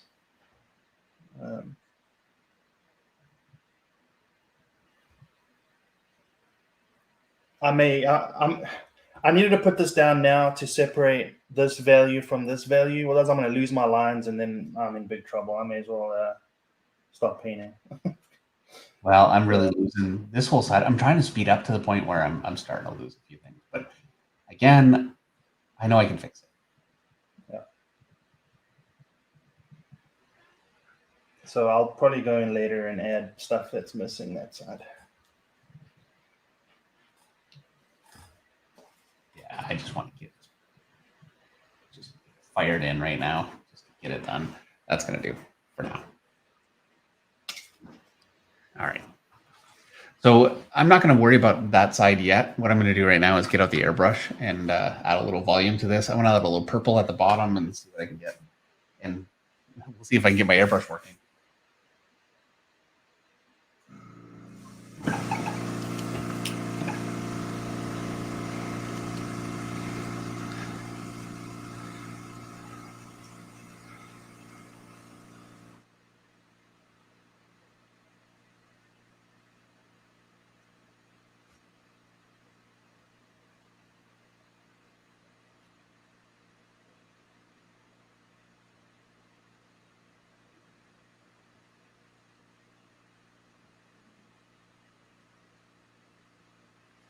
Greg L. Sadakart says Mark Hamill's Joker is the best. Yeah, from the animated show. Such a great voice. Oh, yeah. All right. Okay, here we go.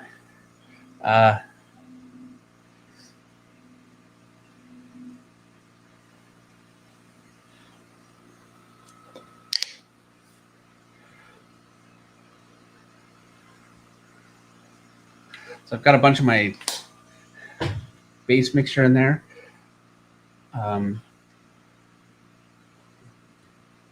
got this color called Transparent Smoke. I think, Eric, that it's basically like a Payne's Gray. So, oh, nice. I just found it. It is one of David and I's favorite colors. Yep. Payne's Gray. So let's see what we get. Super versatile. Yeah, take a look at it. Oh, wow. Oh, okay. I thought you put it on already. See what I mean? Yeah. And I can get a little detail. We'll see how long that lasts. All right, here we go.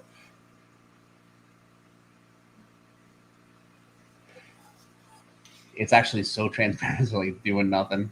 But that might be a good thing. We'll see.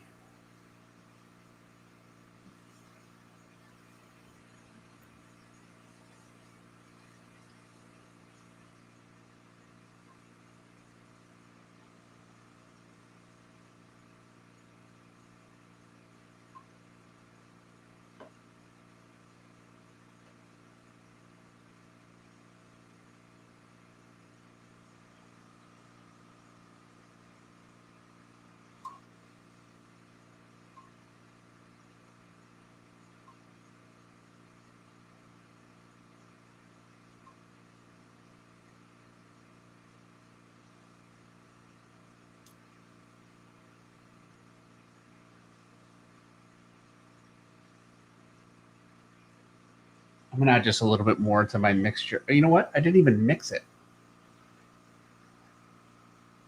Okay.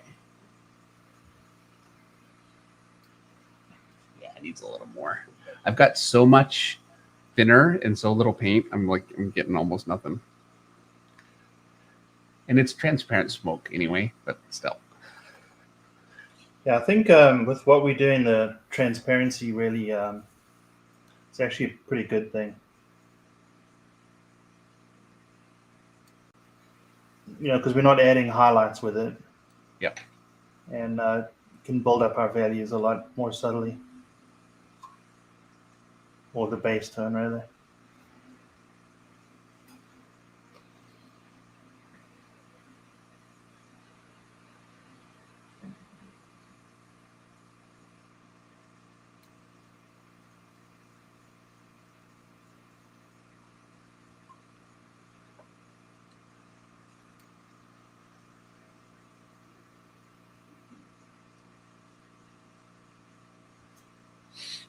Yeah, I can't get detail out of it. It's just sputtering. I just need to clean it out properly. Yeah. That's fine. I'm just going to use it a little bit more broadly. I wonder why that's happening. Well, it's because I don't clean it. Oh, you think it's just build up? Yeah, just let it build up.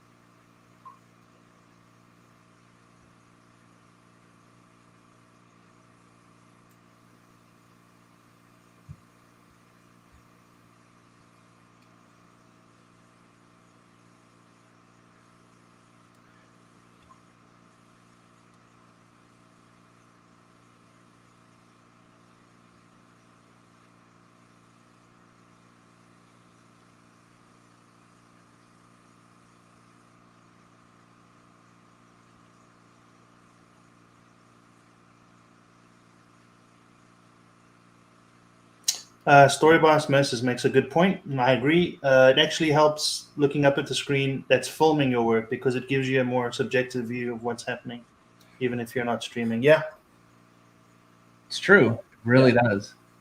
Like changes your viewport or something, and a lot easier to see mistakes. And I mean, you're face down in this, you know. Yep.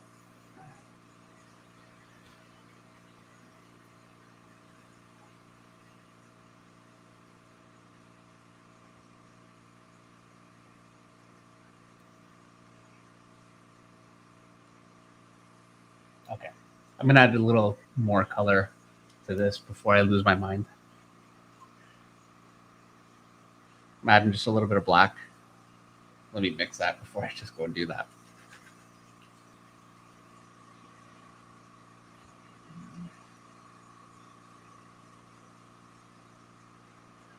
All right, there's a little black, and I'm going to add a little bit of purple.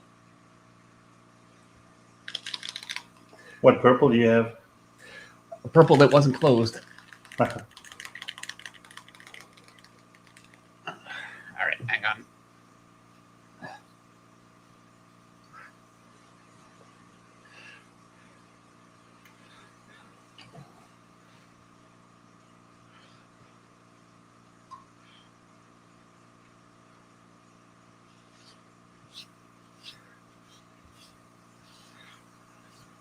I kind of like that. All right. Let's actually add some purple. Now I've got it closed. Dan Genovese says, are you adding purple to complement the yellow? Yes. And I also want to go just a little more, I don't know, creepy. And I'm hoping it gives that effect. We'll see.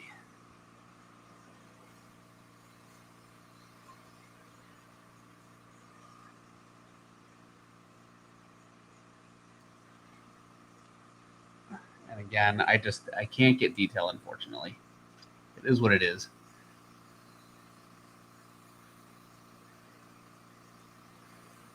Yeah, it's unfortunate. Yeah, it's fine.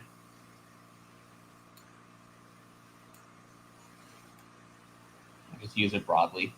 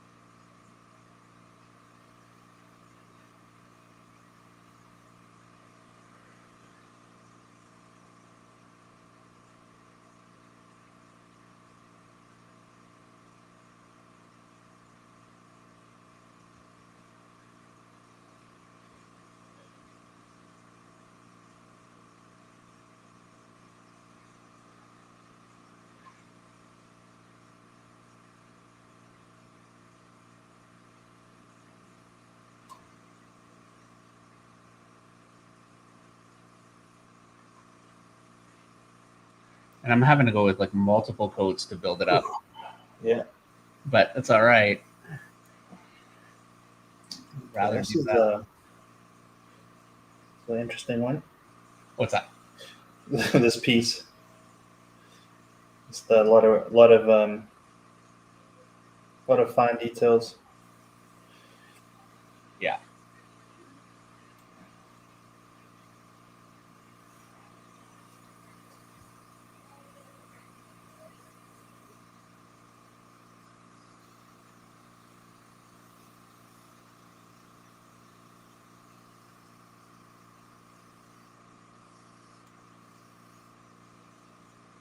Stuff is just not.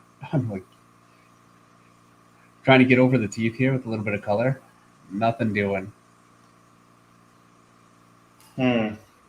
It's working now. Oh, now that you mentioned teeth, I still got to do that. Yeah.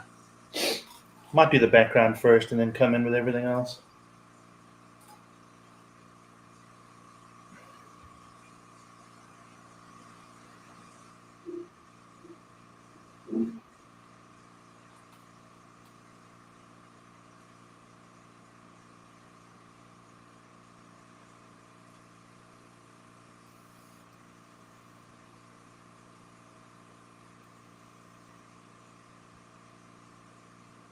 Yeah, it's crazy how it's just bubbling right out of the tip. Then you tried that little backflow method too, right? Yeah, unfortunately, it didn't really do anything.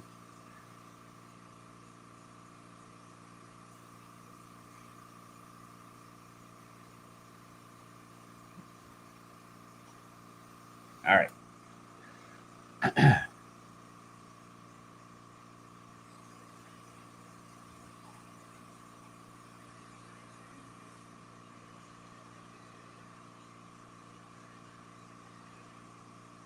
So the next step for me, as soon as I finish this, and it's a bunch of layers, unfortunately, because this stuff is so transparent, but I'm going to use some black colored pencil to bring in some more of my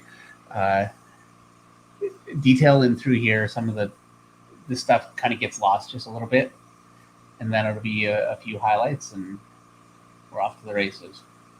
And the teeth. Dang it. Get in there. Yeah. What are we looking at for this? 9:52. We're doing all right.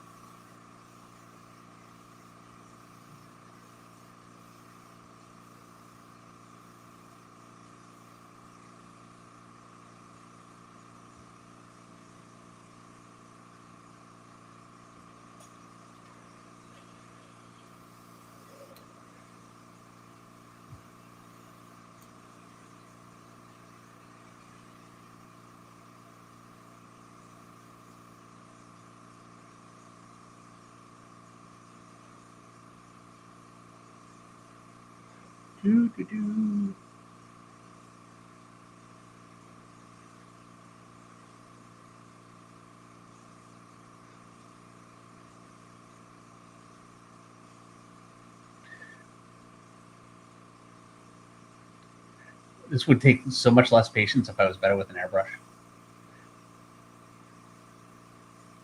Yeah, you get all those values in quick. Yeah, well, I'm airbrushing in like really 95% thinner. So I gotta do his eyes too. Just remembered.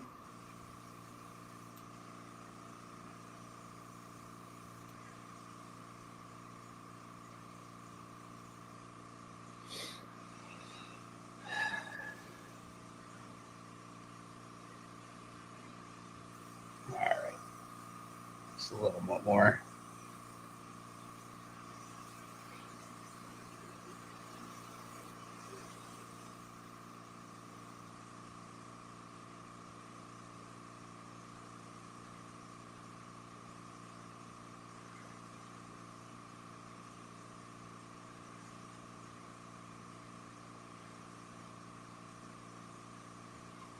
We're totally quiet right now. Yeah.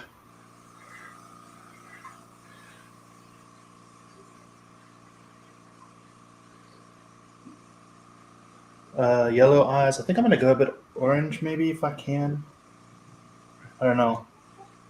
We'll see. Yeah, mine will be yellow. I just haven't gotten there yet.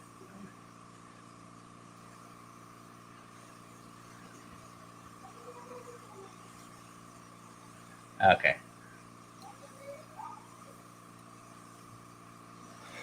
I'm gonna call my airbrush second stage kind of done there. Is what it is.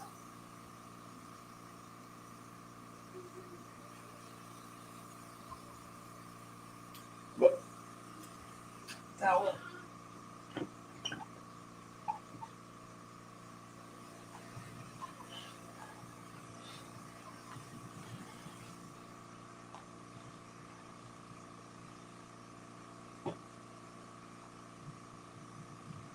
All right.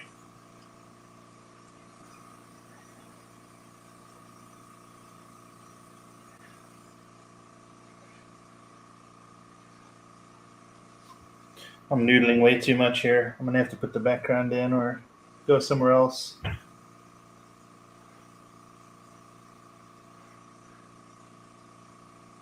Look at it though.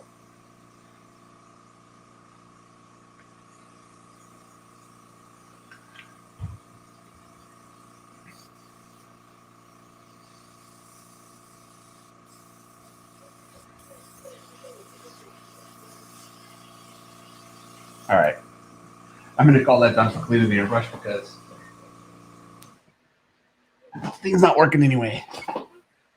Yeah, we'll just have to deep clean it. Yep. I watched a video of a guy bringing an airbrush back from the dead, so Oh yeah, I know. it can be done. I know it can be done. And you have Dan just down the road, I guess. That's right. That's why I'm not worried. Yeah.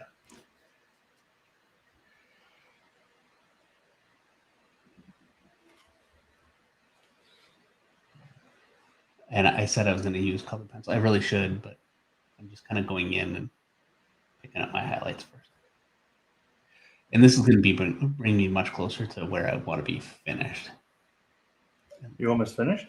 Oh no, but with the scales. I think I'm gonna chill a bit here and do the background, and then do the teeth. Or should I do the teeth? I don't know. I don't even know what I'm gonna do for the teeth. Probably raw umber and SES Powerlifting says, "Nice save, Dave. Thanks." Yeah, I dumped my airbrush cup all over my picture just a minute ago. Yeah. Sorry, Eric. I think I cut you off there. well, that's all right. I'm trying to figure out what I'm gonna do for the teeth. I'm guessing raw umber and Naples yellow.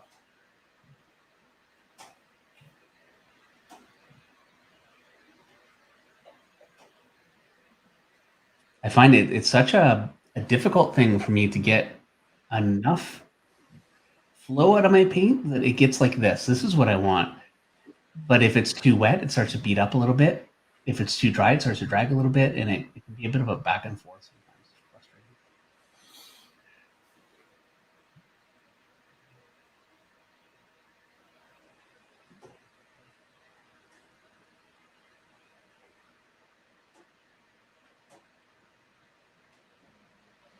I'm just struggling to find all kinds of colors.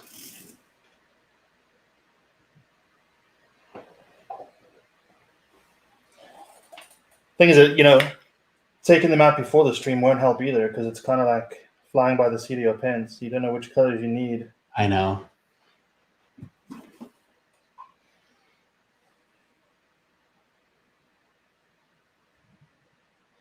And now my raw umber is clogged, which is nice.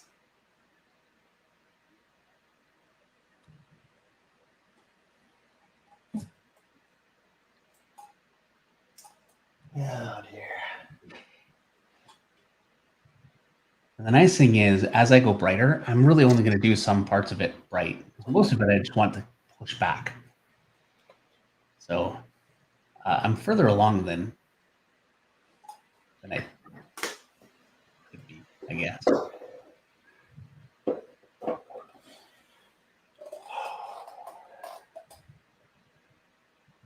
really need raw umber working.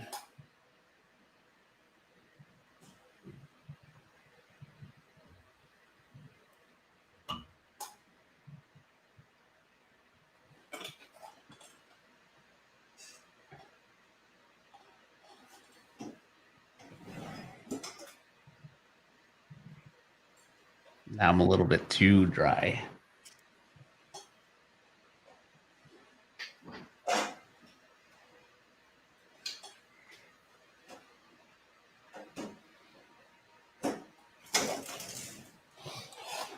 I guess I'll do the background first.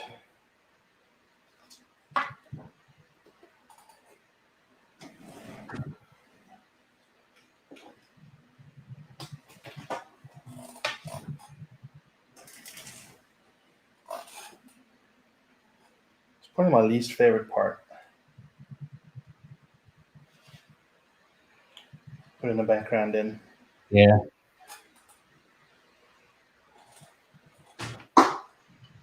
Because if your values aren't right,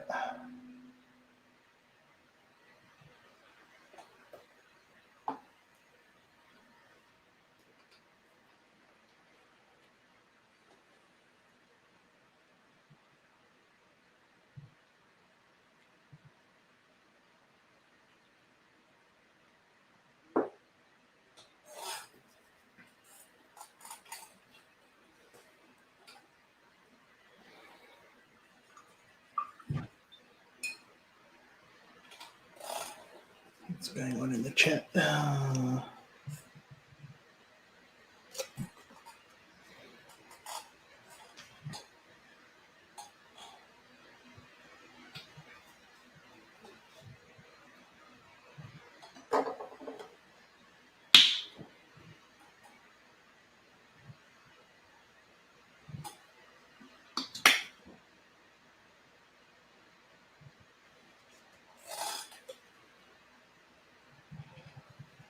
So just a little bit more here.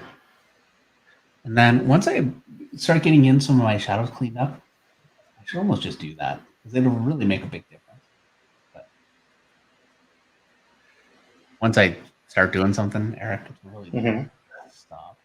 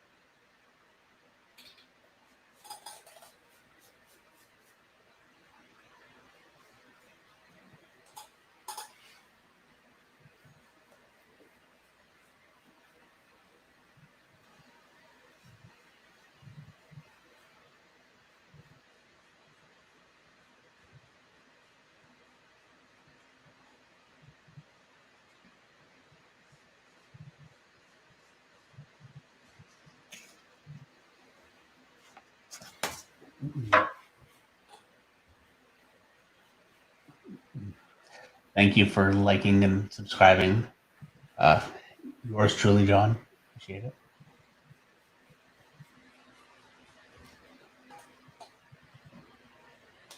All right. A little bit in here.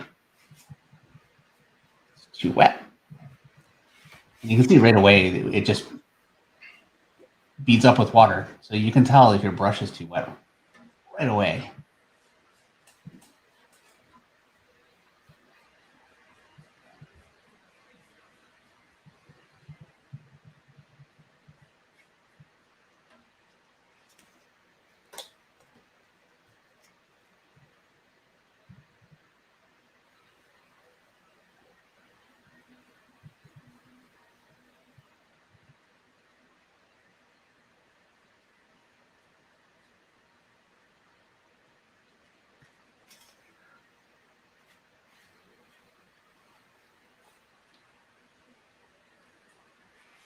And something else I can do on my other brush here is I can just dampen a brush a little bit, and I can use it to kind of kill some line. So every time you put down a brush stroke, it's very difficult to avoid. And I keep using my hand, but I can get rid of that just like that and get it to kind of blend in. That's a pretty good way to go. It's just tedious.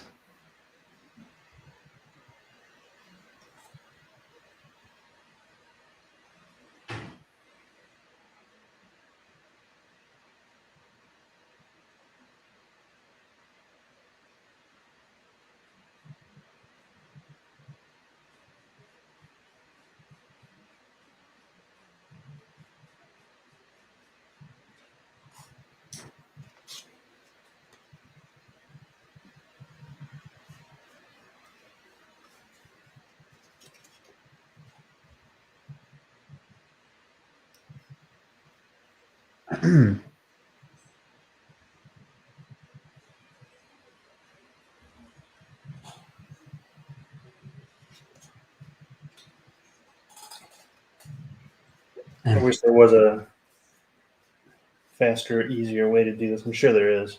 There is. It's just being better at it. Really. Yeah. Like, for sure, it's definitely easier if you're better at it. Yeah. Guaranteed. We're not super slow, but where we're not as fast as we'd like. It's just yeah, I mean that too, but I'm just specifically the background right now is yes, and your sentiment's still correct. That I just need to be better at doing background. I always find I never mix the right amount, and yeah. It's kind of an issue I've had since the beginning.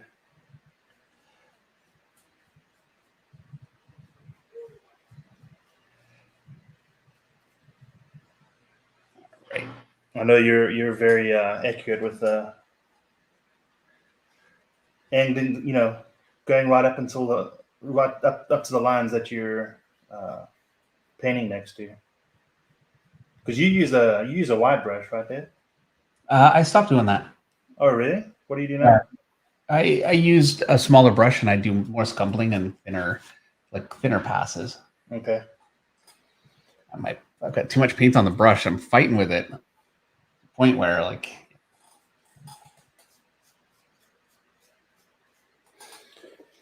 another reason why it's not going down well is because I didn't put a wash down first. So the paper's not sealed, and so you're kind of pushing the paint into the fibers. So once this is down, it'll go a lot easier.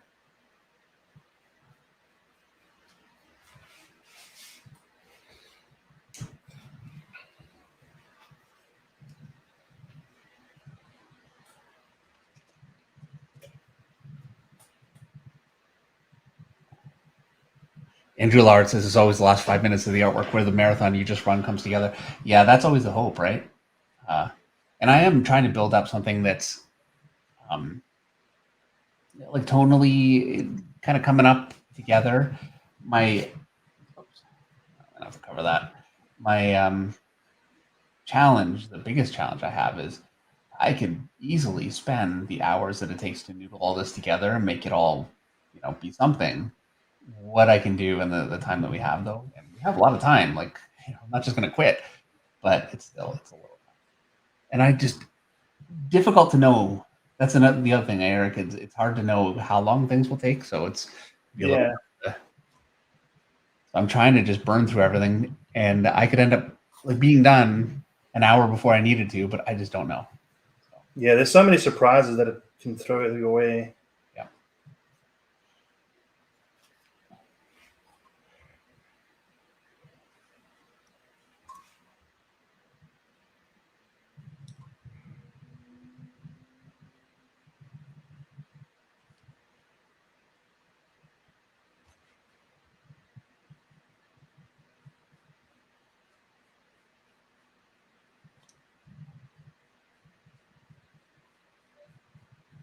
And that's what happens with paint. That's just One thing I'll say with oils is doing a background is so easy. Yeah, you kind of just mix a bunch of stuff, and it is definitely easier than acrylic. Sorry, Dave, you were saying something before I spoke there. I was just complaining that my paint was too thick again. That's all. So nothing really. What's happening? My paint on the brush was a little too thick, so it went on too much. Oh, yeah.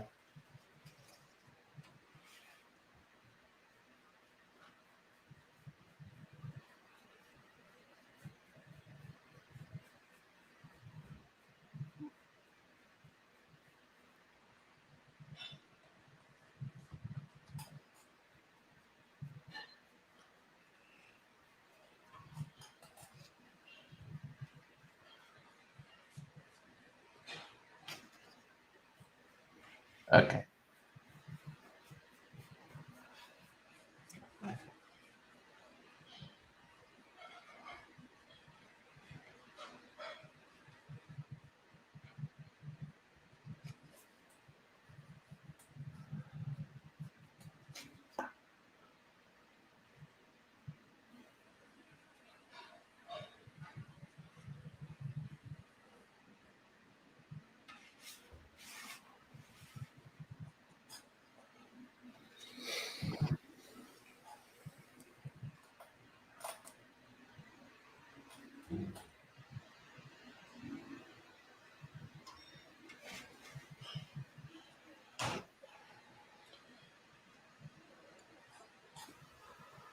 Just to dry before I carry on. Just a little more white. It's my mixture stuff. Stuff. Ultra matte medium. That stuff. Start to get some more like highlights.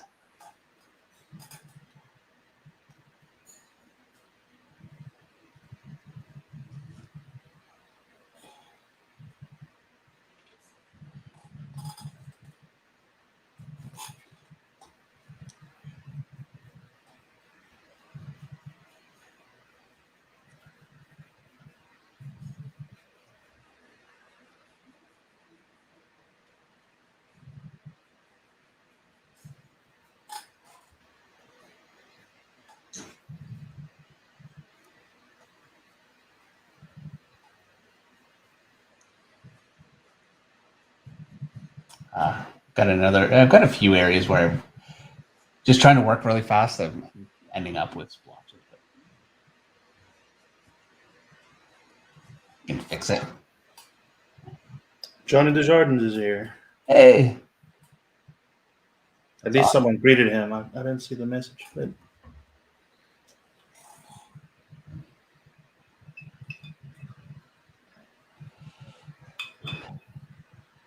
Johnny right now is doing really incredible head sketches with watercolor, like beautiful stuff on Instagram right now, which you guys should definitely check out. yeah. Maybe Russ can paste Johnny's Instagram in the chat.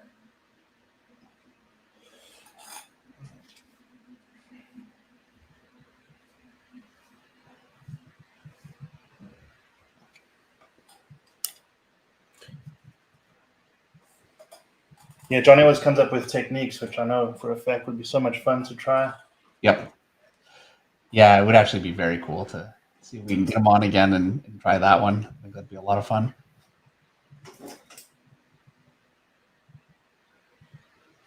I want to say I think it'd be easier for me, but I don't know. You have to try it. The watercolor, or yeah, then trying to do like the palette knife, I found that really hard. Oh yeah, yeah.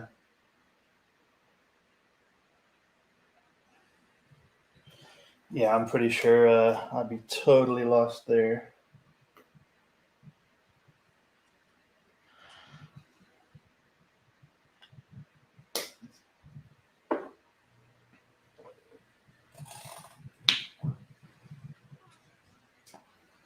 How close are you to done, Dave?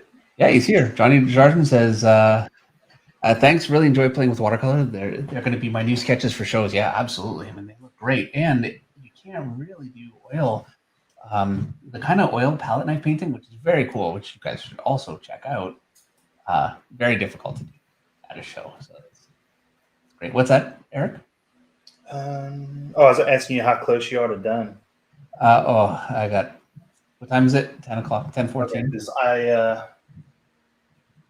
Okay, I still need to, every time I think I'm getting closer, I hit a snag. Yeah, I got a decent ways to go. Okay.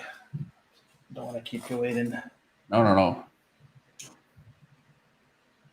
at all. All right.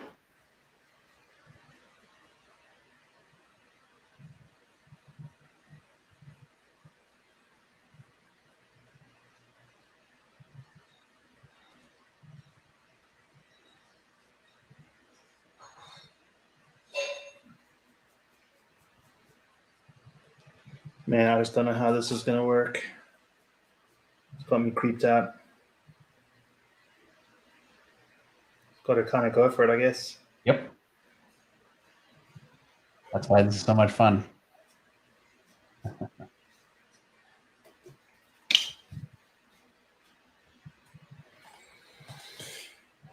right. So I've really lost a lot of my form up through here. And it's going to take a little bit of work for me to kind of get that back. But I also don't want to spend forever. So that's part of the reason why I'm losing it. Yeah. Oh, Artsy Designs just followed Johnny, which, yeah, it's a great artist to follow. And for all you guys watching, those of you that are still here, thank you, first of all, very, very much for being here again. And apologies that it is a little more difficult to follow the chat. If there was a way that I could get Meredith and force her to do this, I would, but she won't. I've tried.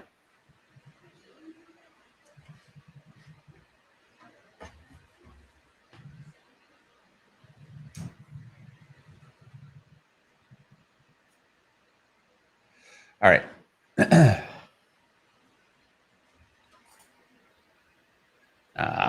it. Just when I think.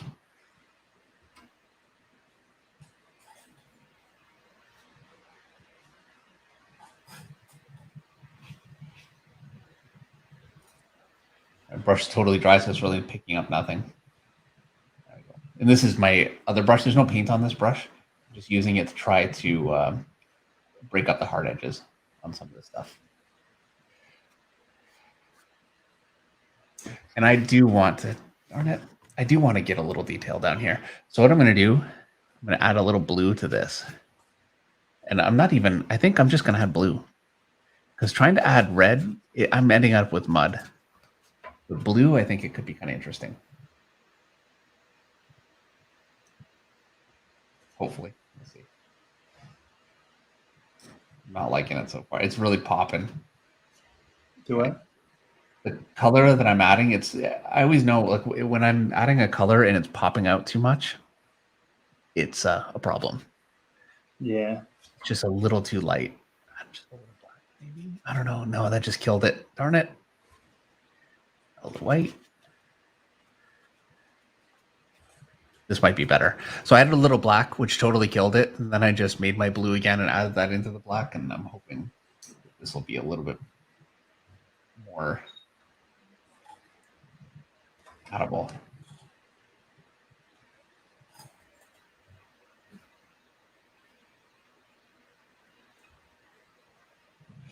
And unfortunately, I know I could take the airbrush and really do a lot of cleanup and fix things, and you know, especially when I can get the detail out of it, I can make it really, really smooth. I won't be able to do that because I don't have the airbrush and I don't have the time to go over it a million times, unfortunately. But we'll get the overall effect.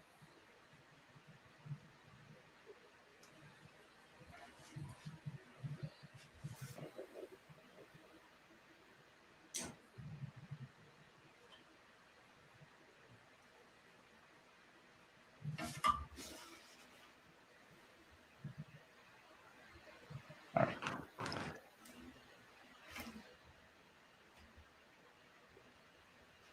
I'm gonna grab a little.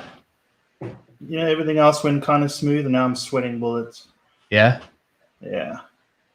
This is not working out the way I hoped. It's looking great. Oh, you mean the background? Yeah, but just consider it like I think the problem you're having with backgrounds is you're trying to put your background in one go. Just look at your first layer and just keep layering a bit. Yeah. So what I'm trying to do, here we go, is I'm going to do, I think it's plugged. There we go. I'm going to do a layer of sepia over the teeth. Let's see what we get.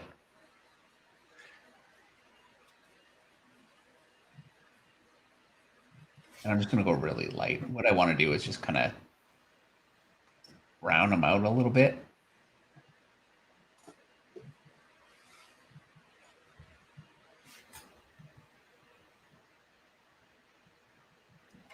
Making them look a little more green, but that's fine. And I can bring my highlights back in. I just wasn't really happy with them. They're looking a little stark. So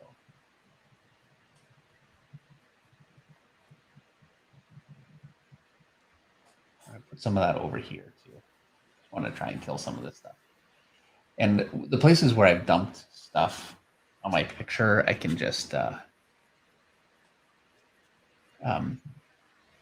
use black. I'm not even going to worry about it right now.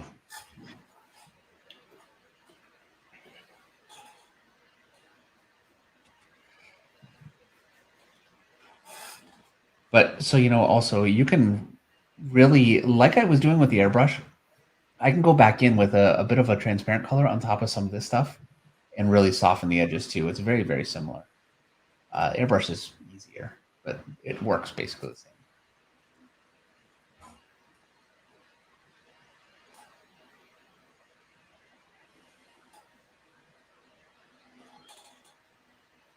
All right.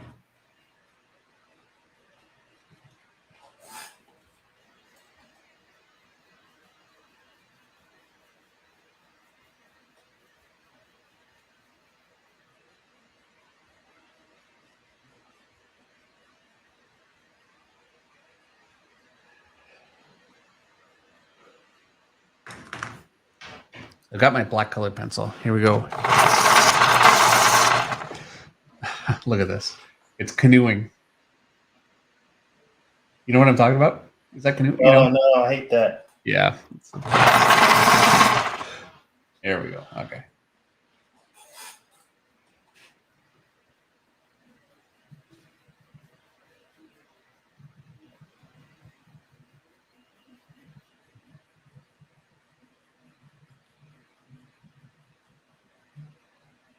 And I can really easily clean up some of this kind of stuff that got a little blotchy. That's fine. And you can see how it's starting to bring out some of that detail that just starts looking a little bit muddy and soft really easily.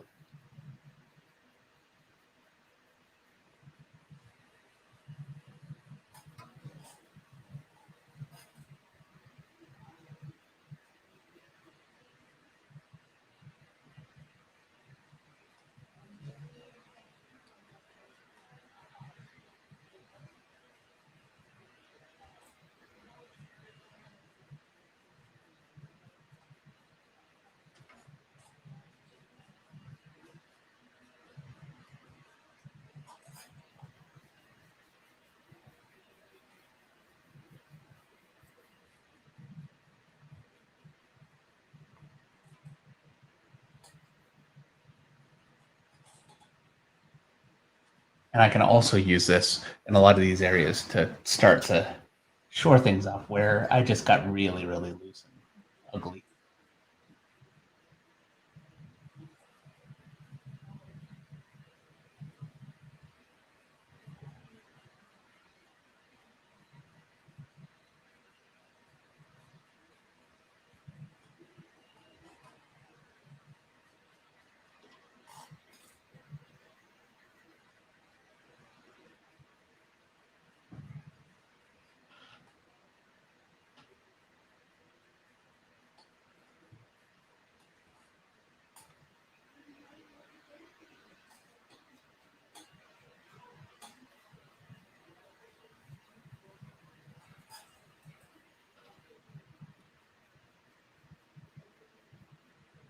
And there are a few places in my highlights where I'm really chunky, and I can fix that with colored pencil too. So yeah, I had to take crazy shortcuts so we don't not here the whole night. But I was thinking of going in with colored pencil on some.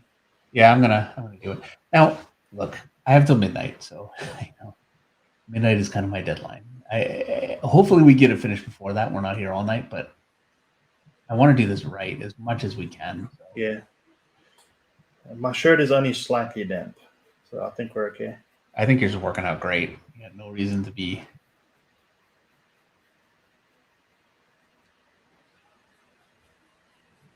And I still have my toothbrush to bring in.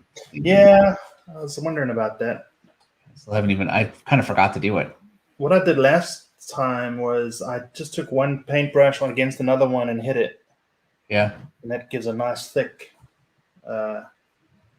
application of speckle all over. Clean up some of the stuff that got a little junky.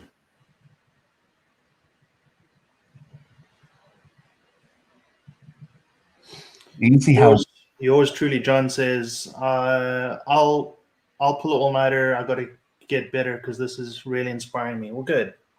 Yeah, for sure. It's great to hear. Thank you. Sorry, Dave. I was just going to say, I forget. It doesn't matter. Nothing. Sorry about that. It's fine. Really. Oh yeah, I know what I was going to say. I can short my edge here and really harden that edge, and then I have to soften out of it. Otherwise, I end up with a hard edge. But which is why I don't worry too much about being really loose with airbrush for sure, because I know I can just come right back in there and carve that back out. I'm going right to black. So fade to black. Yeah, it makes it really easy. If you don't want to go all the way to black, obviously, just use a different color. Use a gray or green or whatever it is you want. And I am actually going to do that in a minute because there are some places where I don't like it. I want to fix it.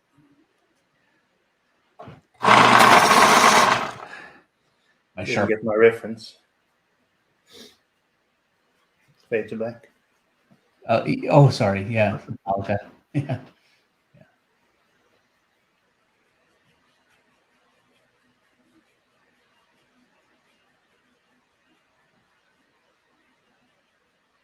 Banana Pirate asks when we'll do another marker stream. We are definitely planning on doing that. We have a guest that we'd really like to get on for that. So fairly soon, sooner rather than later, for sure, we'll be doing another one.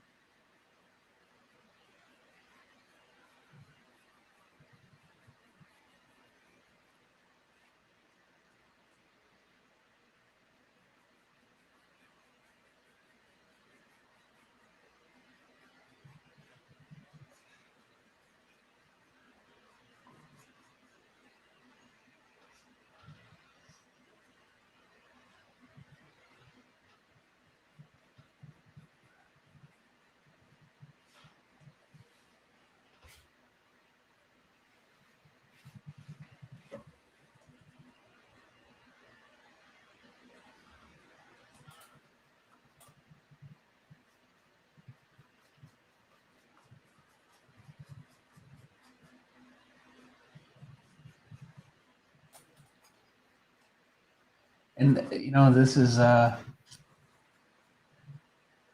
job. Do what? I said, this is a job right now. Like what I'm doing right now, it's like, to do this, you gotta, takes a bit of time.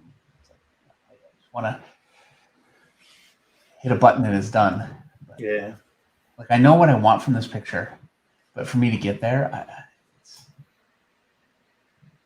we're never doing something so ridiculous with scales again live. Put it that way. So we're not going to do Scorpion? No. Well, Scorpio, is it? I don't care what you call it. We're not doing it. Yeah. Not happening. Yeah.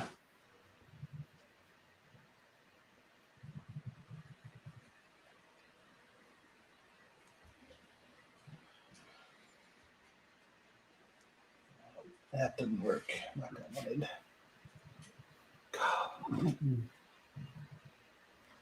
We have 330 people watching. Can you believe that?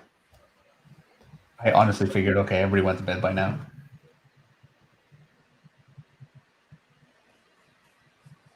So thank you, everyone, for sticking with us.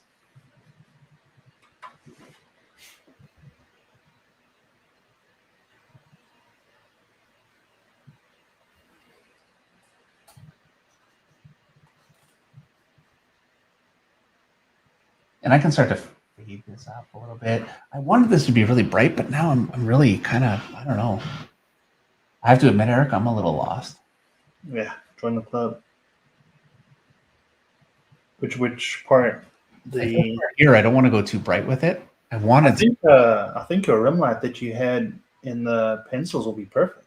Yeah, so I just need to kind of restore that level of light and just leave it. Like I feel like if I go really bright, it's just too much. It's too wide. It'll just overpower the picture. And I wish there was a way to kind of like, with digital, you could just try it and, Control Z if you don't like it. Yeah, I know. Don't we all?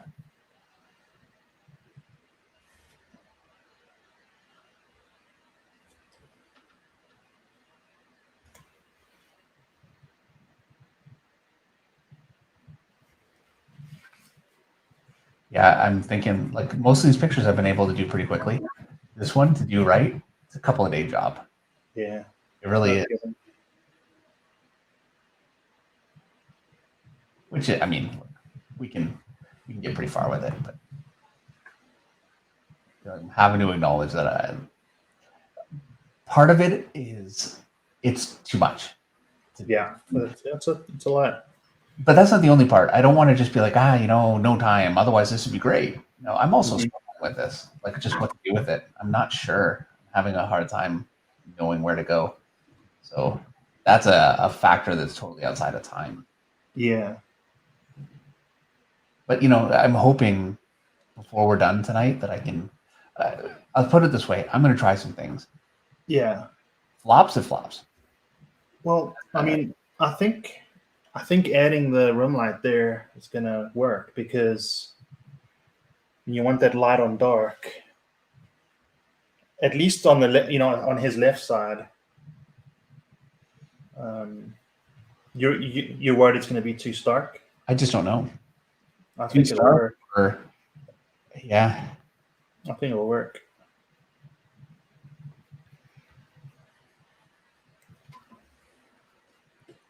I really do. All right. Well, I'm going to go for it. And again, if it doesn't work, whatever. What's the saying? Who dares wins? Can you start with like white pencil just slightly and just see? No. Tonally? Because I think once you see it tonally, it'll work. I'm just going to go for it. Yeah.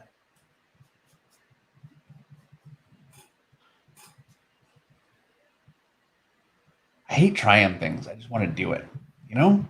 Yeah. Way too impatient. So I'm just going to go for it. Okay. But before I do that, I'm going to get a couple of lighter colored pencils and clean up some of this stuff just a little bit. I still have a little more cleanup to do here, and I need to sharpen. I need to move this thing. My sharpener is right underneath the microphone. So whenever I sharpen, I'm sure it sounds like a plane taking off. That's not bad, actually.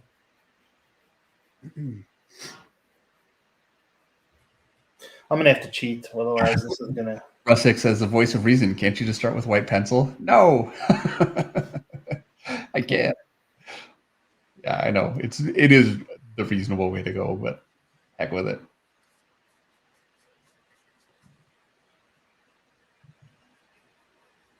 That's too funny.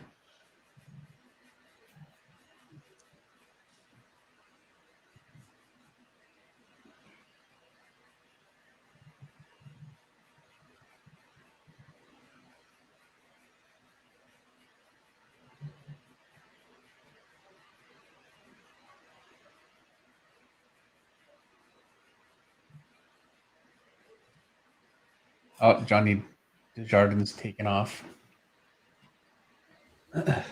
Thanks for stopping by. Yep. Yeah. Good to see you here, Johnny.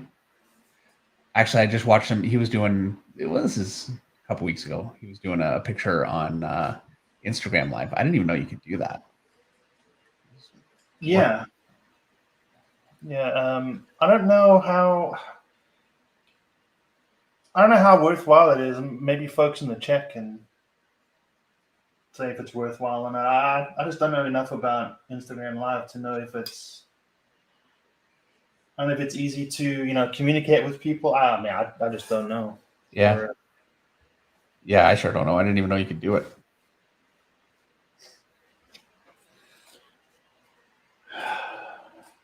Background just did not work. I'm gonna have to cheat on a little bit. I may have to cheat on his teeth a bit too. The teeth actually look really good right now. I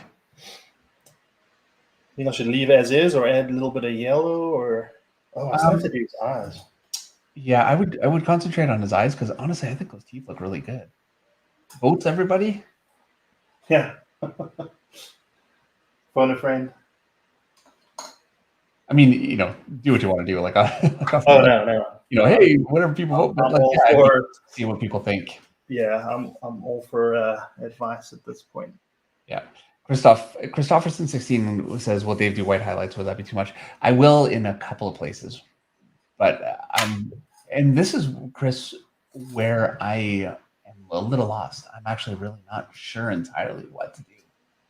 So, and look, this is a common state for me to be in when I'm painting. That's why I love doing this so much. I would like to paint more, but I also know that if I painted to a point where I got comfortable, I probably wouldn't want to do it anymore. I love the fact that I'm lost. I don't know what's going to happen, and it just makes it fun. Yeah, I was telling Dave what in one of Julie Bell and Boris Vallejo's books. It's an old book. I had to buy it secondhand. I wish I could get one in better condition, but they were talking about their process and in painting in general. And Julie Bell was saying that, the thing with painting is even now at their level of experience, they don't really know how the painting is going to, I'm sure they have an idea, a very good idea. Yeah, they would have a pretty good idea. And you know what? They're using photo reference.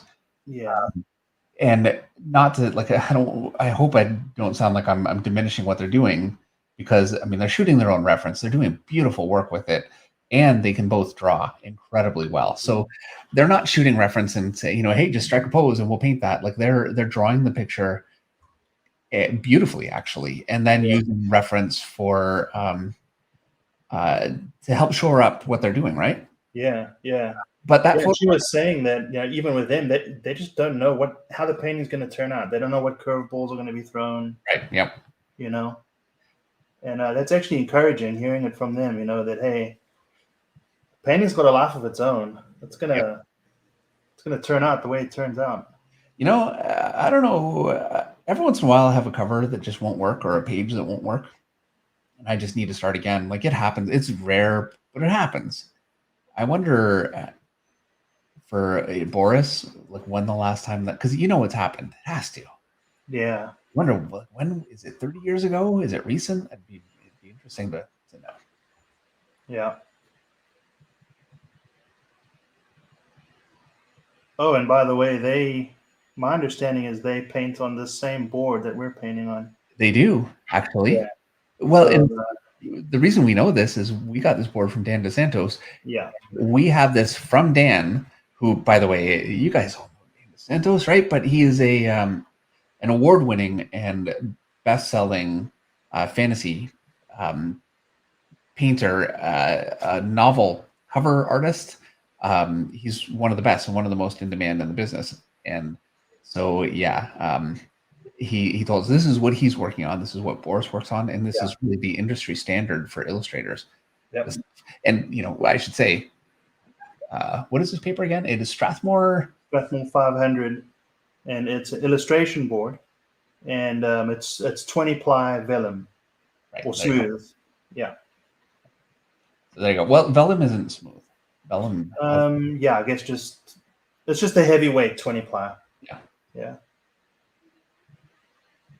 All right, I'm kind of getting to the point where I'm not done. Don't worry, I got a lot, but I'm getting my kind of shapes short up. I can get so much of this back with this pencil, and you can see why I'm a little bit happy to just go, whatever. I'll just throw in some garbage, and I know I can fix it.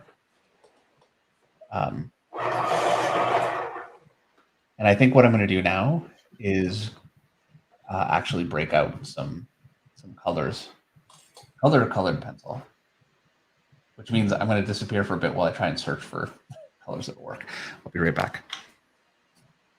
Take over. So what's going on in the chat? Is that Prisma? Yes, Prismacolor Premier. I like Verithin. Verithin works very well, but you got to be careful on acrylic. I've had it where it pulls the acrylic up because it's so hard.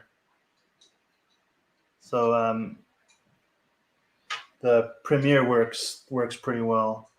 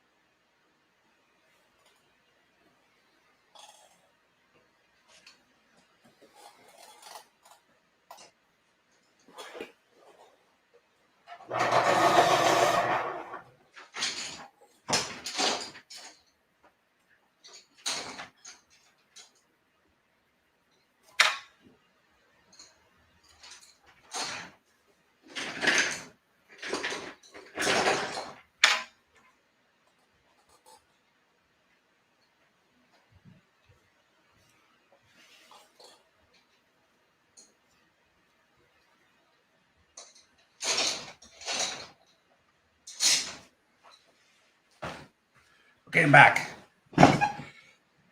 So I have Prismacolor, but I also have whatever these are, Caran d'Ache. Yeah, Caran d'Ache are nice. So they're a little bit hard, so be careful on that. But yeah, they're great. Yeah.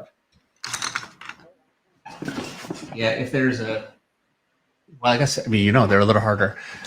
I don't really know what to make of the difference, but so now it's a matter.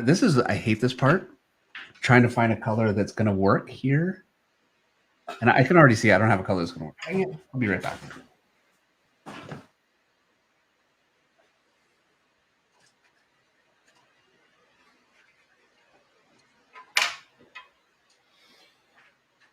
There's so many places I can go over. It's running out of time. Got lots of time.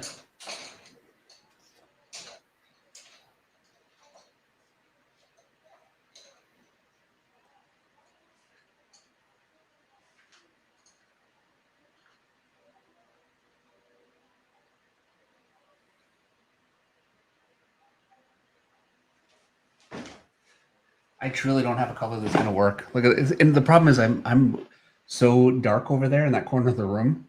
When I bring it back, it's a totally different color. What are you looking for? That. You know what? I'm going to try this and see what happens. Never know. Go for it. You know what I want to try? What? Is because I know Mike Butkus uses gouache. He paints in gouache as well. I want to try that at some point. Never. I've used gouache. Sorry, not gouache. Gesso. Gesso. Oh yeah. Yeah, she paints highlights with gesso. I'm sure there's a good reason.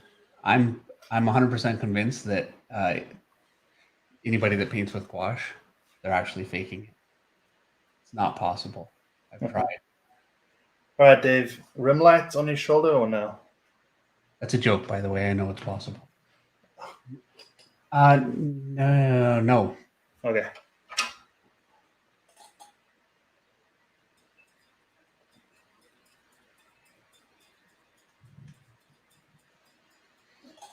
So this is a really warm color. This is really not what I intended, but my greens are so far off. I don't have a green that's going to work.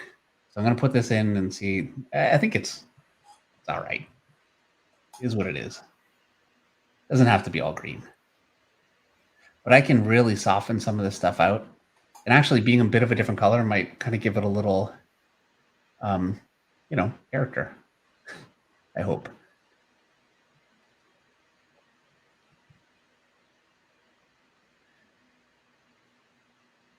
And then I have some other colors too, so try those too.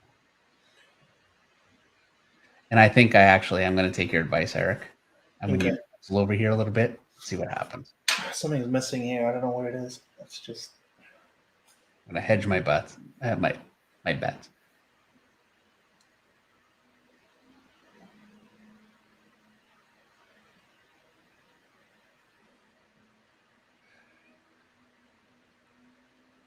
But yeah, in a limited way, this can really clean up paint so it looks nicer, cleaner. I don't know how much it's actually even showing up on the screen. Like I feel like it actually looks cleaner on the screen than what I'm seeing in front of me. So in some ways, I'm trying to fix a problem that you guys can't see, but you will see it when I scan this and put it up. If it's not really, obvious where it's kind of loose right now. And loose is okay, but it's not okay for me right now. You know what I'm talking about, Eric? Like, yeah. Since I don't know what I'm doing and I'm learning, I want as close to perfection. Well, I want perfection. I can't get it, but that's what I want. And I feel like it's a worthwhile goal because I can always, learning how to draw and just being really loose, I think it limits you. If you learn how to type really, or pencil really, really tight, you can learn how to be loose. And, I think it's a better way to go. It's like doing really cartoony stuff. I think you're better off really learning realistic anatomy at least first, and then it will really inform your work. And so that's kind of where I am with this. I want it to be tight, and I've got years to try and get loose, if I can get happy with it being tight.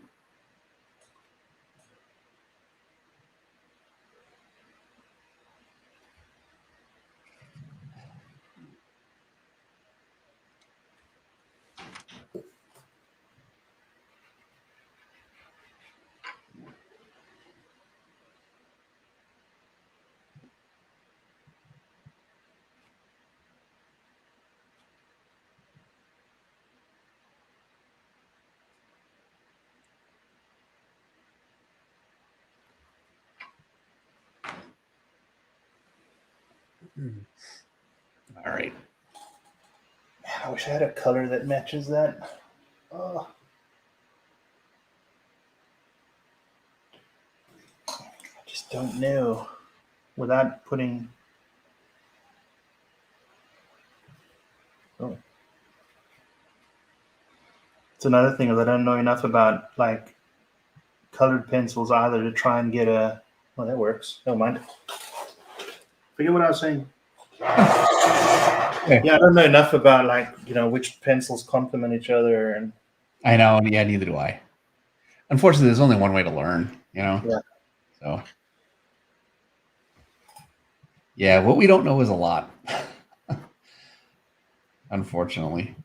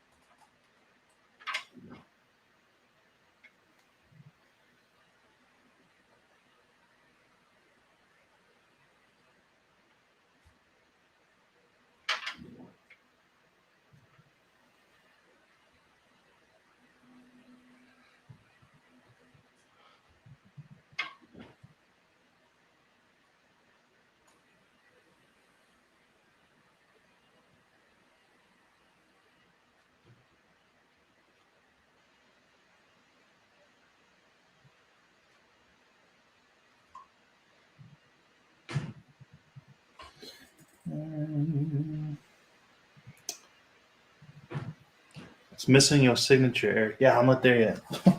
We're getting there. We're getting there.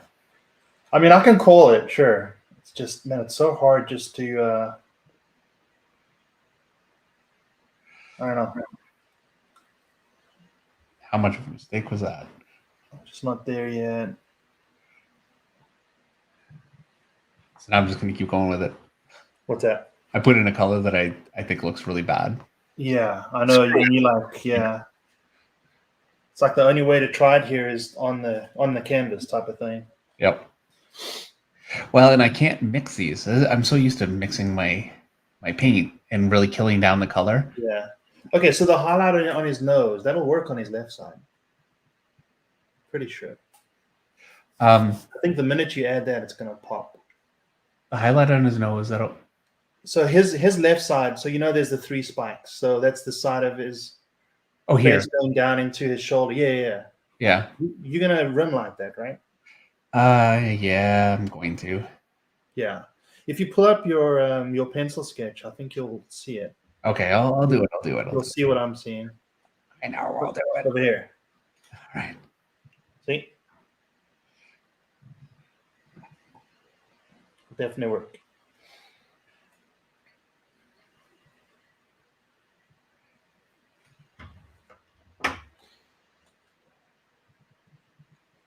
This is definitely inspiring me to get away from digital painting and try some traditional media. This looks like so much fun.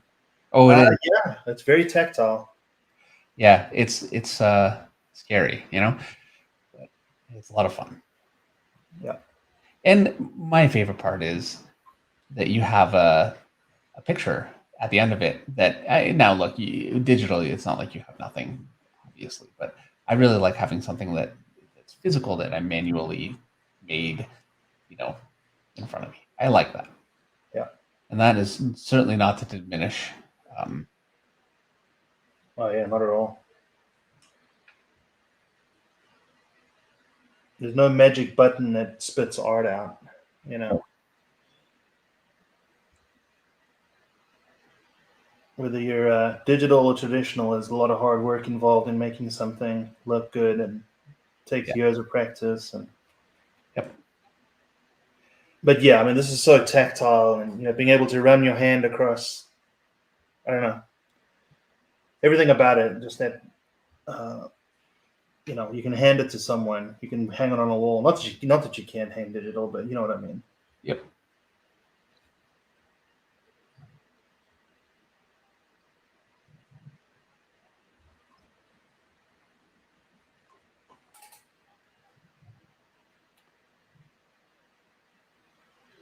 Give it time, Eric. I've done a lot of digital before.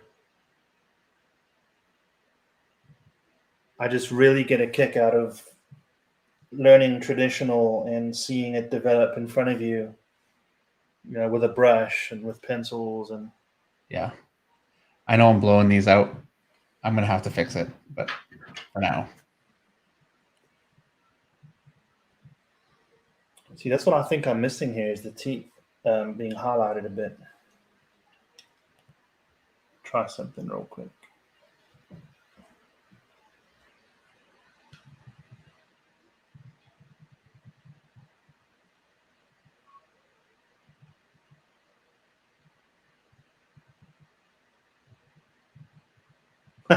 Yeah, Russ says the best thing about physical art is your kid can ink it, right, Dave? Oh man, yeah. He's lucky to be alive. So what actually, was he using one of your pens or? No, he's just using some kind of marker. Sharpie? Yeah, basically. And, you know, I love him. He's 13, you know? Mm-hmm. That's old enough, I would think. I guess the plus side is he took the initiative and time to ink it, you know? Maybe he's wanting to get more into it. Yeah, he's been drawing more. I'll give you that. That is, yeah, it's great. That is good, but still mad. These ones are a little thicker. I put them into the sharpener, they won't want to come back out.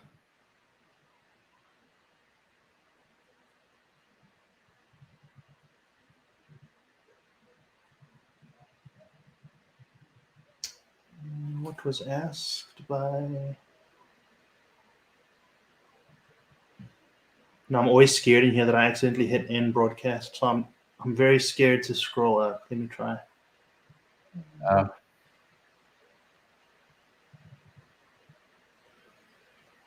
Oh, okay, yeah, I got it. Do you have to have a big set of color pencils to work on a drawing? Makes it easier, but no. Yes and no. I mean, we've primarily used black and white, but there's pencils which really add a lot of dimension to like shadows and like Brian Stelfree's mentioned 995 and 994 in Prismacolor, which is mulberry and I think black currant or something. They work really well in shadows. Putting a black pencil down, you're just gonna totally nuke the shadow. But you can get away a lot with black and white because in this process you're just gonna paint over it again. What I'm doing now to cheat, because in the interest of time, is I'm going over white pencil and then some of this chartreuse just over that to try and match the painting that I had put down before. Yeah. Just so that I don't have to sit here mixing paint and going through the whole thing. I much prefer mixing paint. Yeah, this is challenging. I'm doing this right now for whatever reason. I don't know what I'm thinking, but I think it's giving you a roadmap. Yeah, sure. Give me an ulcer. Do what? It's going to give me an ulcer. You feel one forming? Yep.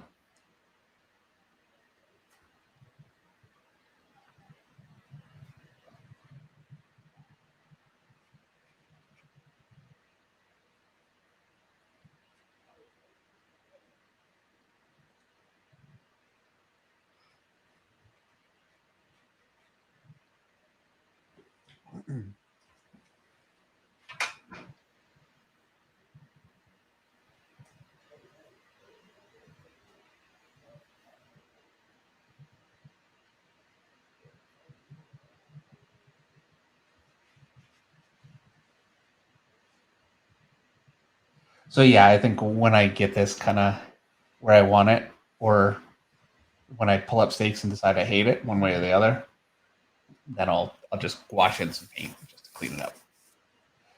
Cool. I personally really don't like a colored pencil finish. Now this is fine because it's realized enough, but the nose is just colored pencil. I don't like it.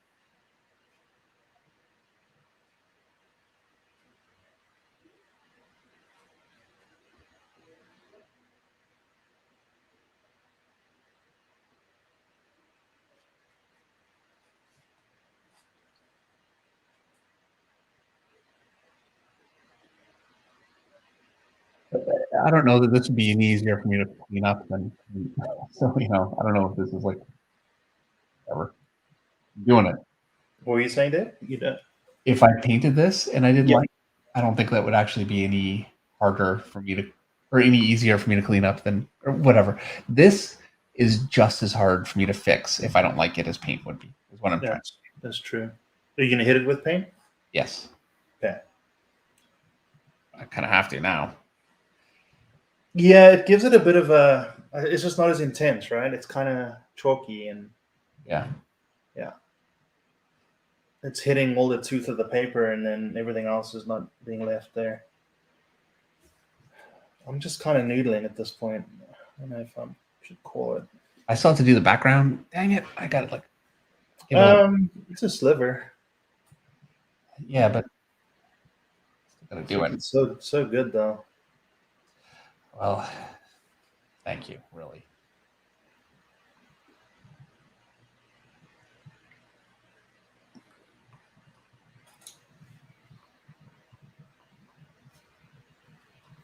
I don't know what I'm doing. All right. Banana Pirate asks if it's important to learn bone anatomy. No. No, I never did that.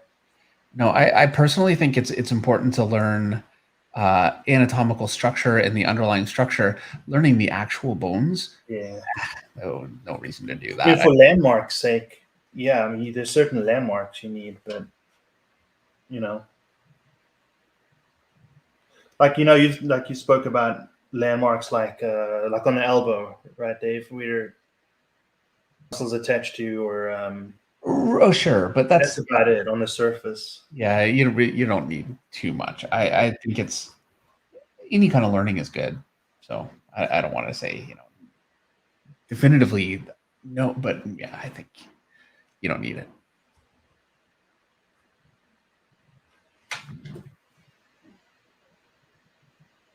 And I also think you really want to focus on the things that are going to get you the farthest, the fastest.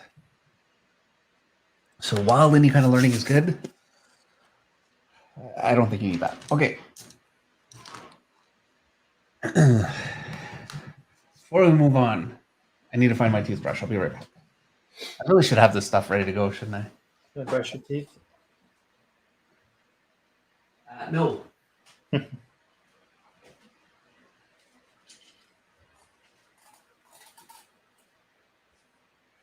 Okay, toothbrush.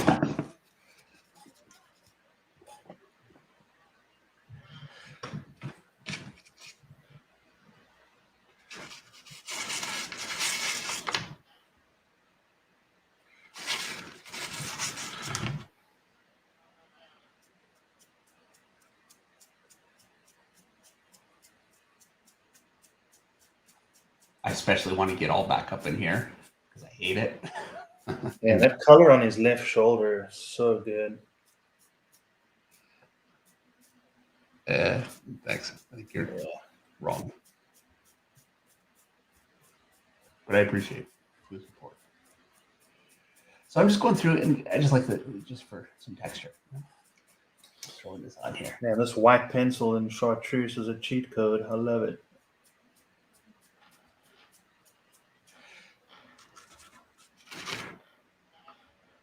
So that's what I needed. I don't have a chartreuse.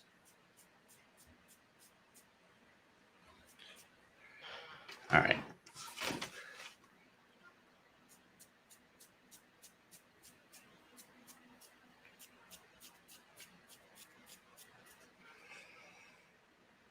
Okay. Apologies, Evil One, if I miss super chats. It's really hard for us to see those. And William McKell says Jim Lee technique.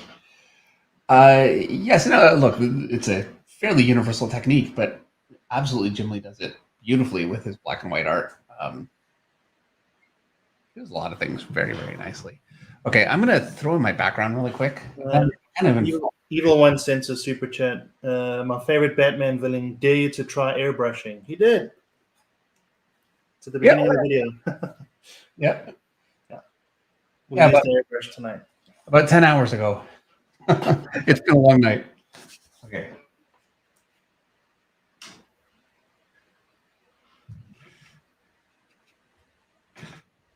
So for my background, I've got my blue here. Get a little white in there and some black because I want it very gray. That's too much black. There you go. I think that's going to do it. Grab some of my stuff. Ultra matte medium. And now I'm just going to get most of it off my brush. I just want to go really thin. That's thicker than I wanted still.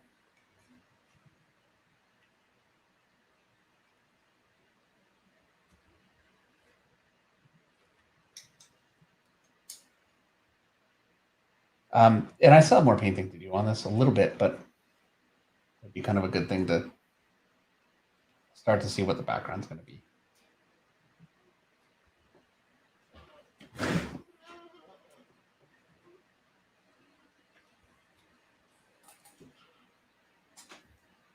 So this is the part where I'd use a paper towel, but again, no idea where any of my stuff is, so I'm just going to use this.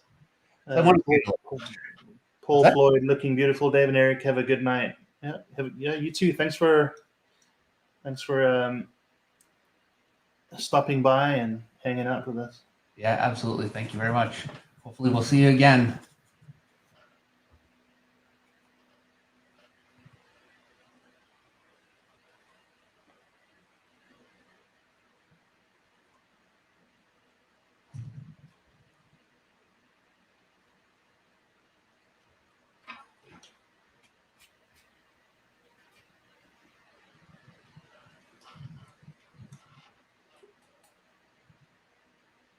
Kenny Wang just arrived.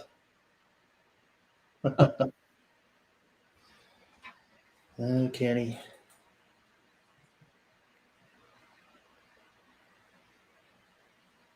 What did I miss? It's over. Go to bed. We're still working. So I'm kind of bringing some of my background color into my figure just a bit because I don't want it to look like it's floating up there. So I can kind of wash it in just a bit. And it's not finished, by the way. That's just the first layer.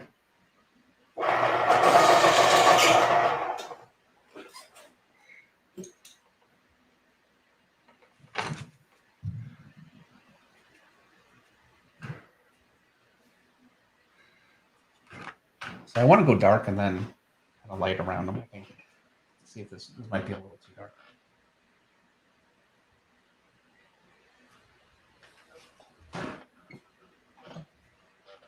Knocking my stuff over.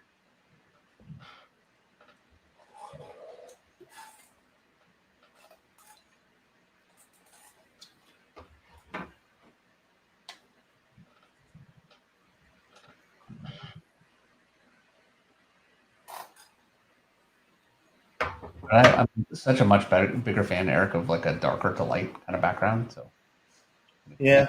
Dark and desaturate, and then add a little bit of light, I think. See what happens. Yeah. And again, I'll just keep layering this until I like it. So it's hard to screw up when you just keep going. I shouldn't say that. Famous last words. Yeah, I kind of botched mine. So just kind of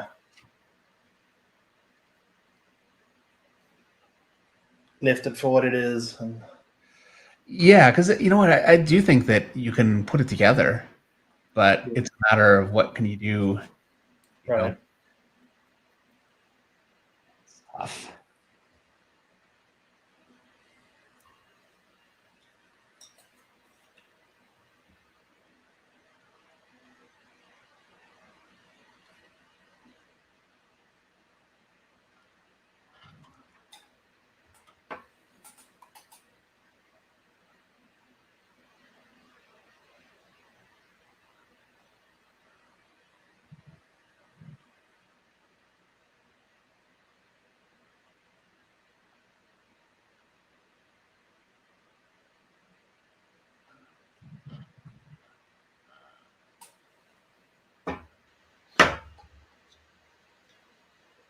Are they using acrylic? Yes, and color pencils. We started with Airbrush. Well, we started with a pencil sketch, and then moved on to Airbrush, and then color pencils and acrylic paint. And Dave's going to post the video of us creating the sketch, Or at least at least some of it. And yeah, unfortunately, I didn't start until we were a good portion finished. yeah. Oh, and let me tell folks about this. So I've been using Staedtler Mars Lumograph Black, which I believe is so I got it in this set here. I like the 2B. I can get pretty dark with it just to get my values going, and then I hit it with black color pencil. And I think, if I'm not mistaken, maybe someone can correct me, but I think these pencils are a combination of graphite and charcoal. But the 8B gets really dark. So I know Dave used a combination of regular graphite, color pencil, and charcoal. Right. So we probably, in the end, used a very similar kind of a thing. I just, had it separated, and that's only because I just don't have the lumograph pencils. I need to get some still.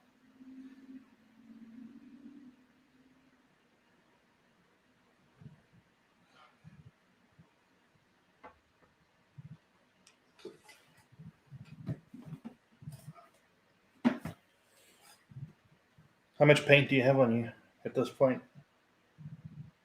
On me physically? Yeah. I'm actually doing okay tonight.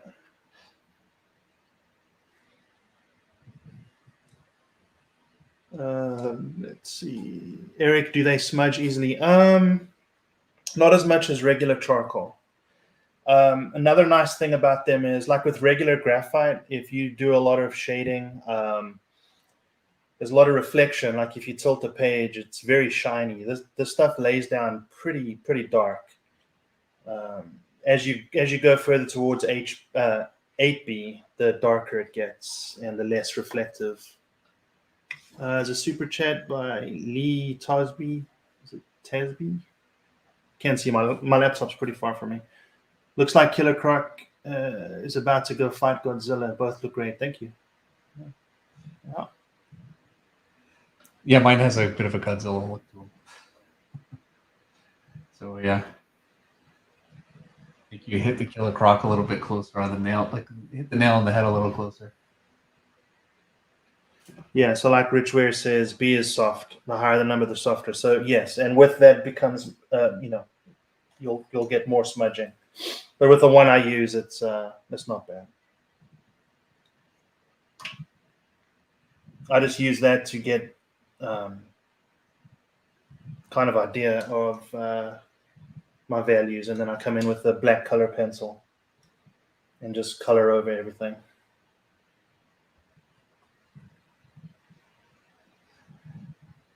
Yeah. Okay, and I think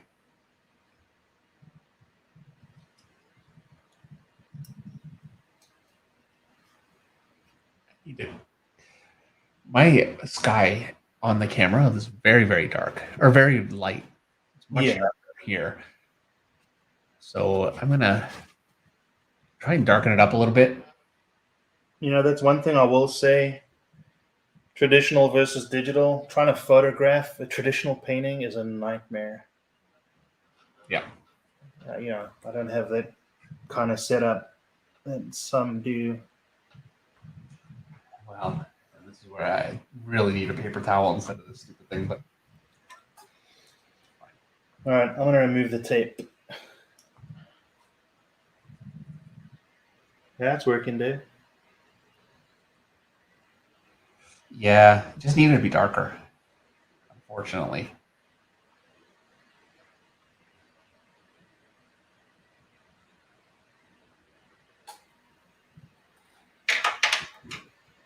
All right. Let's see if the shirt trick helps with the tape. So I found that tape on this board, at least the tape I have, tends to tear the paper. So I put the tape on my shirt first. So hopefully there's enough lint to stop it from tearing.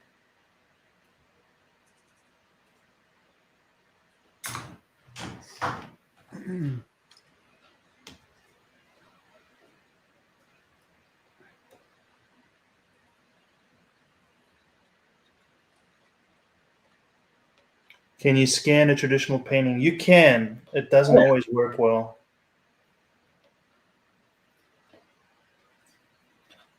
I don't know 100% why or the reasoning. I know that some colors next to themselves don't really work well on sensors. Like red next to black on a camera, it doesn't work too well. But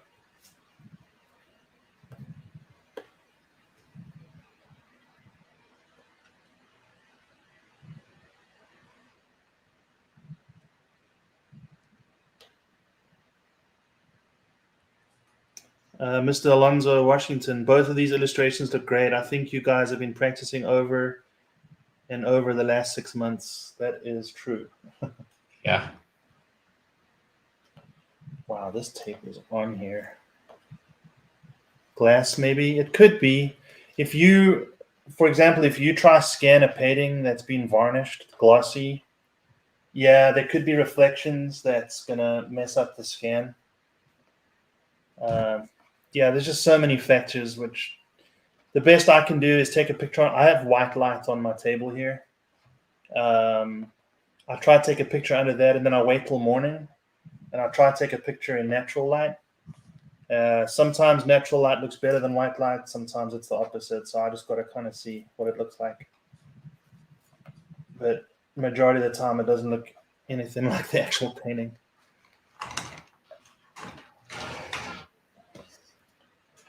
I'm having a time with this tape.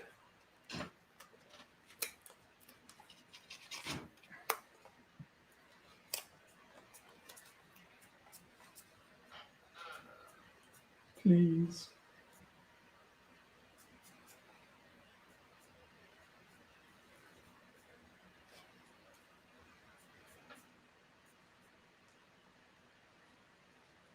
I would go faster, but I've just had bad experience with this part here for this tape. And this isn't the stickiest tape I've used either.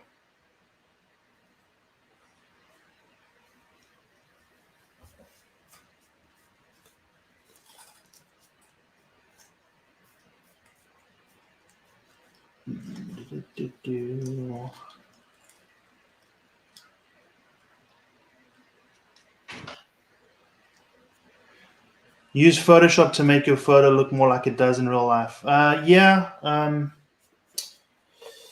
I've done that a little bit. My only concern is if it looks any different and someone wants to purchase it, you know, they can make a point out of it if they wanted to.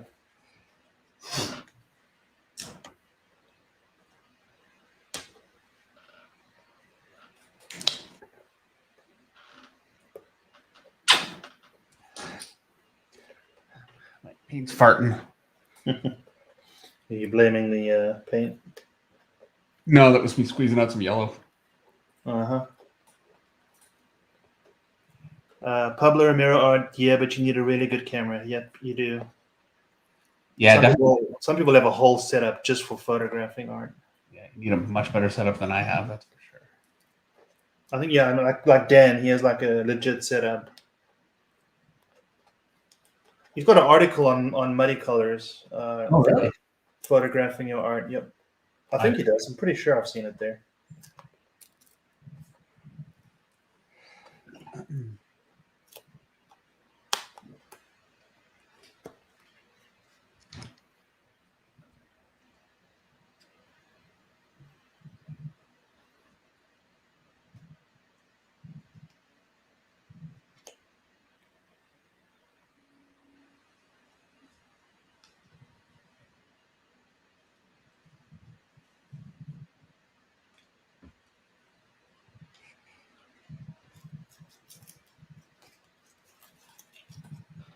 What brand acrylic is David using? You've used some Liquitex and you've used Golden, right? Golden. No, I use this more for the airbrush. So I've got this golden fluid acrylic. I've got a bunch of these, and then I've got some Liquitex. I have these Liquitex. This is how they jar them now, and I use these when I can't find any golden. Not because the paint is worse. The paint's great. I hate these jars. Like they clog up so bad. So.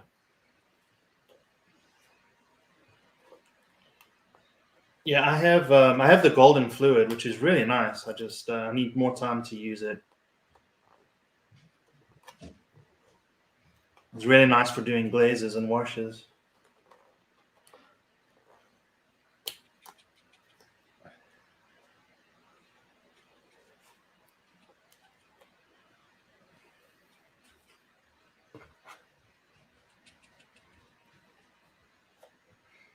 $11.18.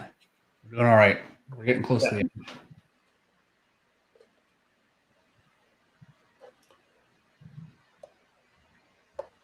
Is David mixing water with the paints or just medium?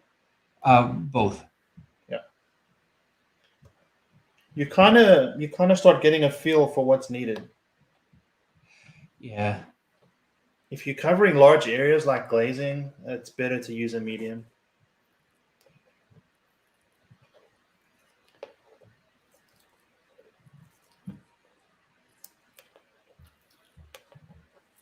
Evil One of the Super Chat, do you ever work with duo shade paper? It's kind of like painting with just gray tones.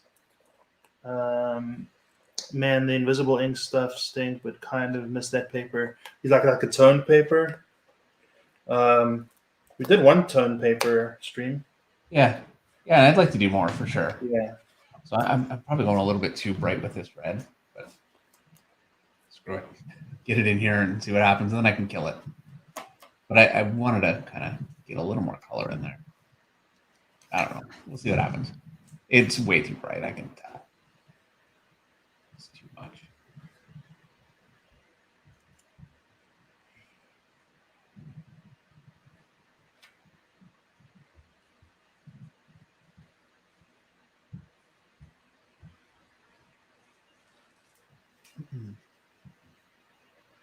Need a little black. Sorry, Eric. Normally I'm a little faster.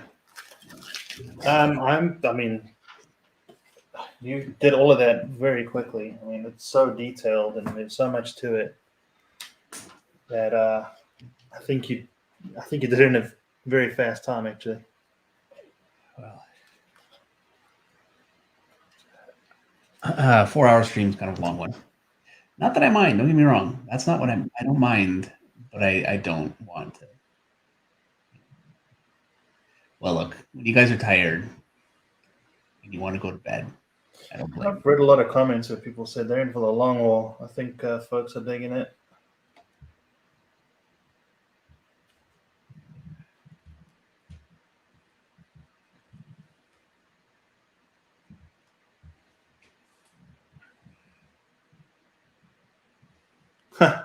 Yes, watching Eric take the tape off his painting has been the most stressful part in the whole stream. It is. I'm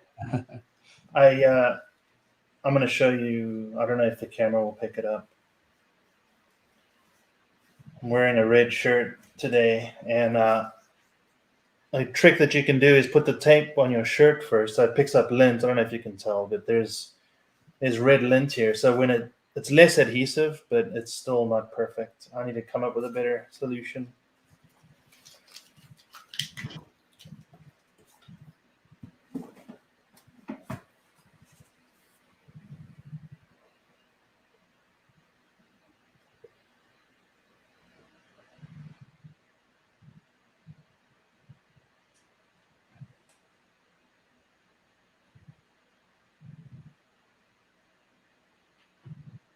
Okay, Kevin Stevens. When I mix acrylic with water and it dries, it looks more like a water stain.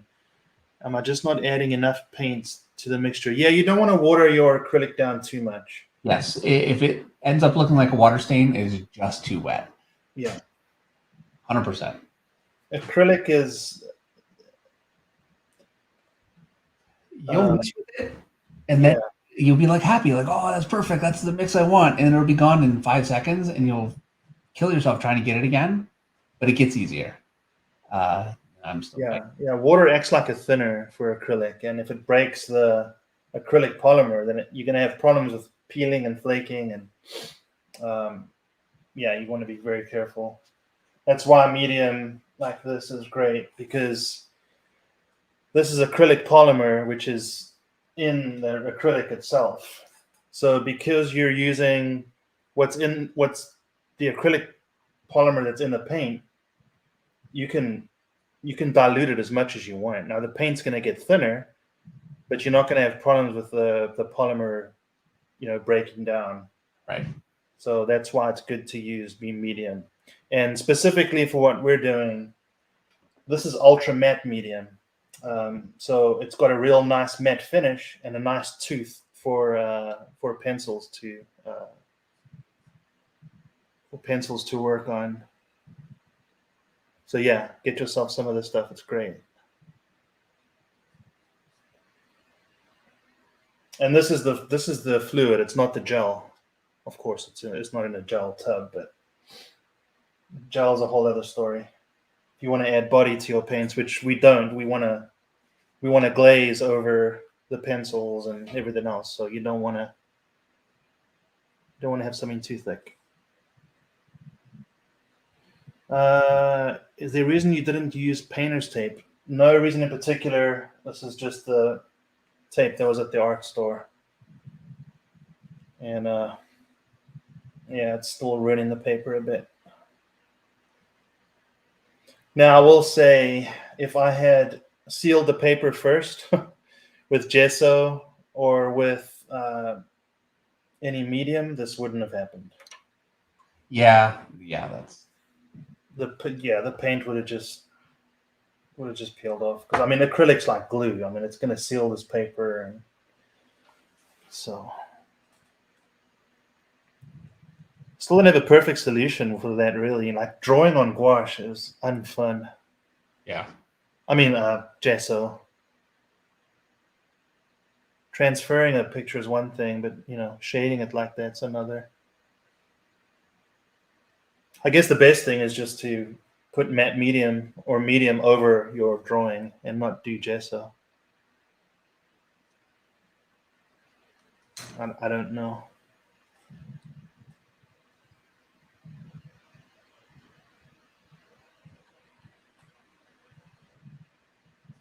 All right, here we go. Just call it done. Blue tape is less adhesive, and if you heat it up with a blow dryer, it should. Oh yeah, yeah. I need to try that. Well, this was a tough one. I gotta say, I'm not entirely thrilled with how mine came out, and but I think I don't hate it either, right? Like, I'm okay with it. All in all, it was a hard painting. It was a lot for us to take on. Yeah, it was brutal. I want to say in our defense, it was a tough one. I think that this would be a very easy painting for someone that really knows what they're doing. It was hard for us, for me, for sure. But yeah, a lot of fun. And I feel like I got a lot out of this. Like I learned a lot from it. Oh yeah. Like never to do scales on a live stream again. That's the number one lesson. That's right. So yeah, there we go. I'm just gonna. Oh wait, I can't let it go. Let me give him a little bit of side light in his eye. Nettlewood Park says both look great. Jimmy Reyes, still very amazing art. Hey, Jimmy's here. Cut out on it. Jimmy says painter's tape is strong adhesive. I recommend artist low adhesive tape and then sticking it to your t-shirt. Yeah, this one I put on my t-shirt, but I don't know what kind of adhesion it is, low or whatever.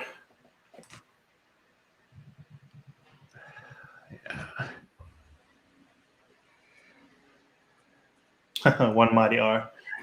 They're always worried, and it turns out awesome. Yeah, it's scary. You just don't know what'll happen. That's the thing. Yeah, you have no idea, and it's a daunting thing to do. Dang it! But it is fun every single time. So not what I watched. I was trying to hit that with something else.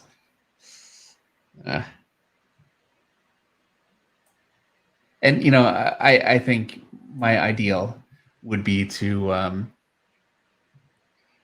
do a little bit more airbrush if I have my airbrush really working to clean this up a little bit, and then I would want to go in just with another pass and refine things and try and fix things up and get some of the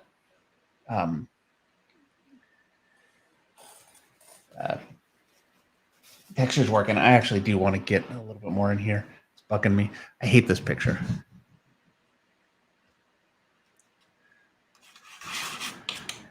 In a minute, I might like it. We'll see. I hope.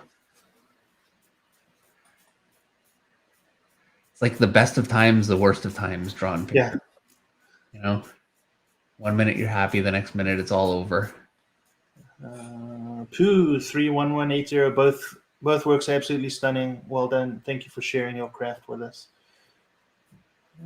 Well, thank you very much for coming and watching us do this. It was a lot of fun, despite how hard it is to do live some of this stuff. I don't know, maybe in 20 years I'll be able to just go, hey. All right, Dave, you've got to remove your tape. That's the tape, right. Got it. Yeah.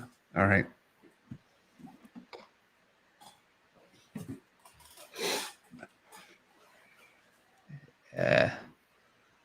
Yeah, Dave, I think you'd be happy with that. I think it looks great. Well, thank you. And again, a lot of it's behind a behind the camera, so Hold on. I can't wait to see it posted. It was a hard picture to do. Henry, yeah, for sure. Henry Jeremick, I'm a little bit late. Come on. Are you serious, Henry? You only shut up now? That's funny. So I'm getting the same. Well, Henry still hasn't missed a stream. I'll give him that. Yep, there you go. Technically, you got in there. I'm tearing up my paper a little bit too. Yeah, try tear it at 90. Or pull okay. Yeah, it helps a little bit.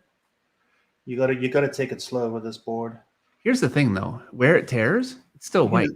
Yeah, and you can varnish over it. Yeah. So I'm kind of not too worried about it. Like, whatever. Let's just keep going. Richard M8422. Imposter syndrome is very strong in these streams. Yet the results are always incredible. Yeah. Well, thank you. Yeah. Look, yeah. I guess, something I think only the most delusional people don't like. Very delusional people probably don't have any imposter syndrome, and it's great. But for the rest of us, So Omniciliar says, "Get the hairdryer out." Seriously, it works every time. Yeah, I'm definitely gonna try that next time because it melts the glue a little bit, and you can peel. Oh, really? Yeah. Oh. Well, next time. And it is tearing all the, like you can see, it's tearing it up, but it doesn't matter because it's still white. Yeah. As long as it doesn't tear up 10 pliers of the 20, I think you're all right. Right. Get off it there. I got a little corner of tape here. I want to see how crispy those lines look. Yeah, look at that. Look at that. Doesn't that just make everything look better? It does, yeah. It really makes a difference. Yeah. It's so worth putting the tape on there, especially if I can, get it off easier. So yeah. That looks nice, Dave.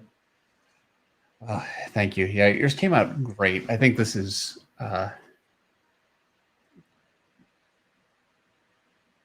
it's your best one except for the background. I love the figure. I agree. But you know what? I would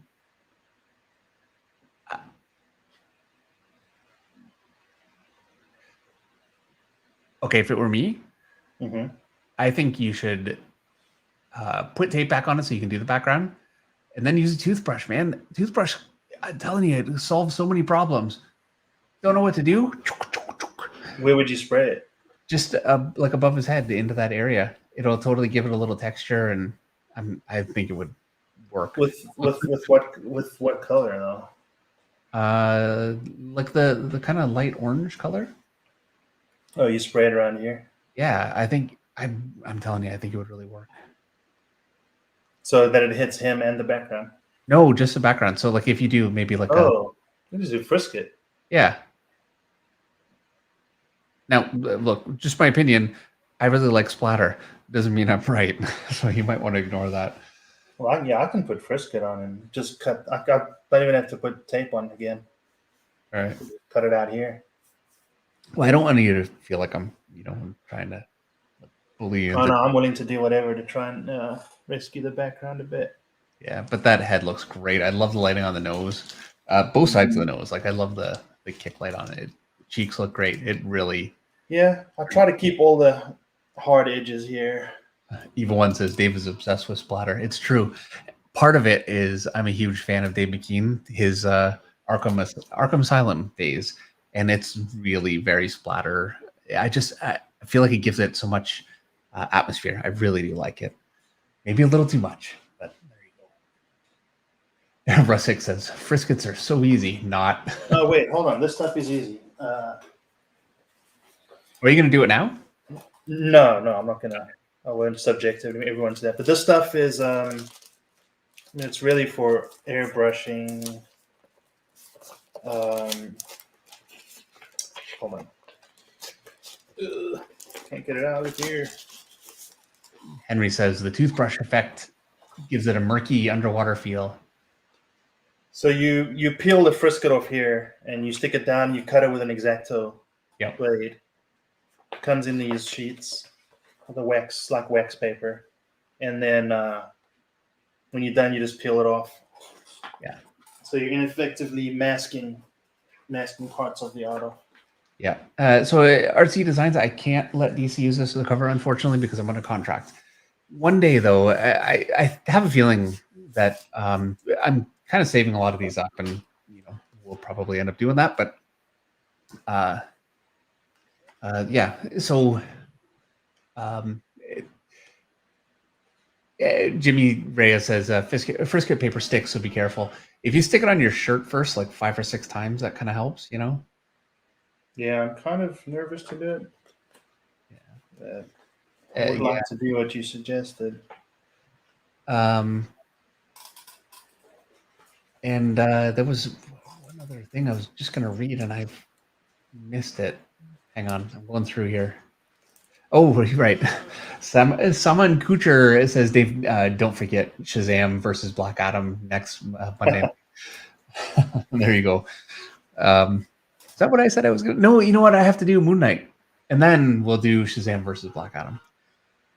But I have to do Moon Knight first. All right. So that's it. Dang it. It's not it. The fun one. I got 2 tiny little highlights that I need to put in. Hold on. I yelled it over them. This won't even make a difference. You know what? I should just let you guys go to bed, but I'm going to do it.